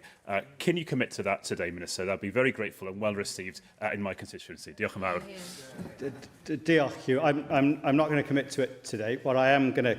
I think the point you made is about a system point. We're dealing with the transport system here, and when things go wrong in one part of the system, it has a rolling effect elsewhere. And I think the way you described what happens in the eastern part of Cardiff is pertinent to all these conversations. And I think what you end up doing is, if you don't solve the problems and take people out of their cars and into using public transport, or you give them other alternatives, then we're just never going to solve the problem, frankly. So it's really important we get to grips with the issues at hand. I think what you talked about in the eastern side of Cardiff is true in other parts of Newport in particular. So we've got to be really mindful about the impact of things we do on communities that we go into. So this is a critical part of the thinking, because it's all too easy to see some of the solutions without seeing the communities that they affect. And that this where the system problems are the things that we need to be looking at. Thank you. Ac yn olaf, yn byr iawn, Darren Miller. Diolch. Can I congratulate you too, Cabinet Minister, for your new role? I'm a little bit concerned about the attitude towards the M4. It is an absolutely critical part of our road infrastructure network here in Wales. It's important not just to Wales, but indeed to the whole of the United Kingdom, because of course it helps to get goods from A to B from some of our major port infrastructure in West Wales too. Now, I appreciate that you might not like the Black Route, but it is the fast-track option in terms of being able to deliver a solution to the problems with congestion on the M4. Anything that departs from that route, which has already been the subject of a public inquiry, is going to take many, many years, beyond probably the 4 years that this government will be able to have in this particular Parliament. Why isn't it the case that you're prepared to look in more detail at the Black Route in conjunction with mitigation measures against the potential environmental impact, because I recognise there are genuine concerns, so that we can work together to solve this issue once and for all? I'm really pleased, and thank you for the welcome, really pleased that you're prepared to work together on these things. I think that's an important starting point, and I welcome that support. I think the reasons I've outlined why the Black Route isn't a credible option for us, and I think you described it as fast track, and I don't think there's anybody else who would consider that to be a fast track option for the solution to this, and neither is it something that has the long-term benefits that will solve the problems over the long term. So everything else I'm keen to engage with you and your colleagues on, and I think that these are things that will try and solve the problem. But ultimately, what we've got to do is utilise, there are other roads in the network that we could be utilising more. The Heads of the Valley Road, newly redesigned, is a really good example of something that could be used for more freight. So how do we make sure that that fits into this solution as well? So I think there are solutions that are out there that form part of this conversation. The thing I think we share and we agree on is that ultimately a lack of action is not a credible solution. So we have to be action orientated, and we have to help those people who are stuck in queues at the moment to have better alternatives. Now, those better alternatives may not be more road space for them, it just may be better trains that work, which is part of what came out of the Burns review. So we lean into some of those things and get those things moving quicker as well.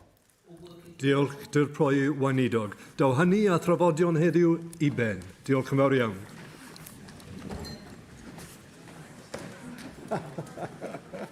Have a chat, the two of you, will you?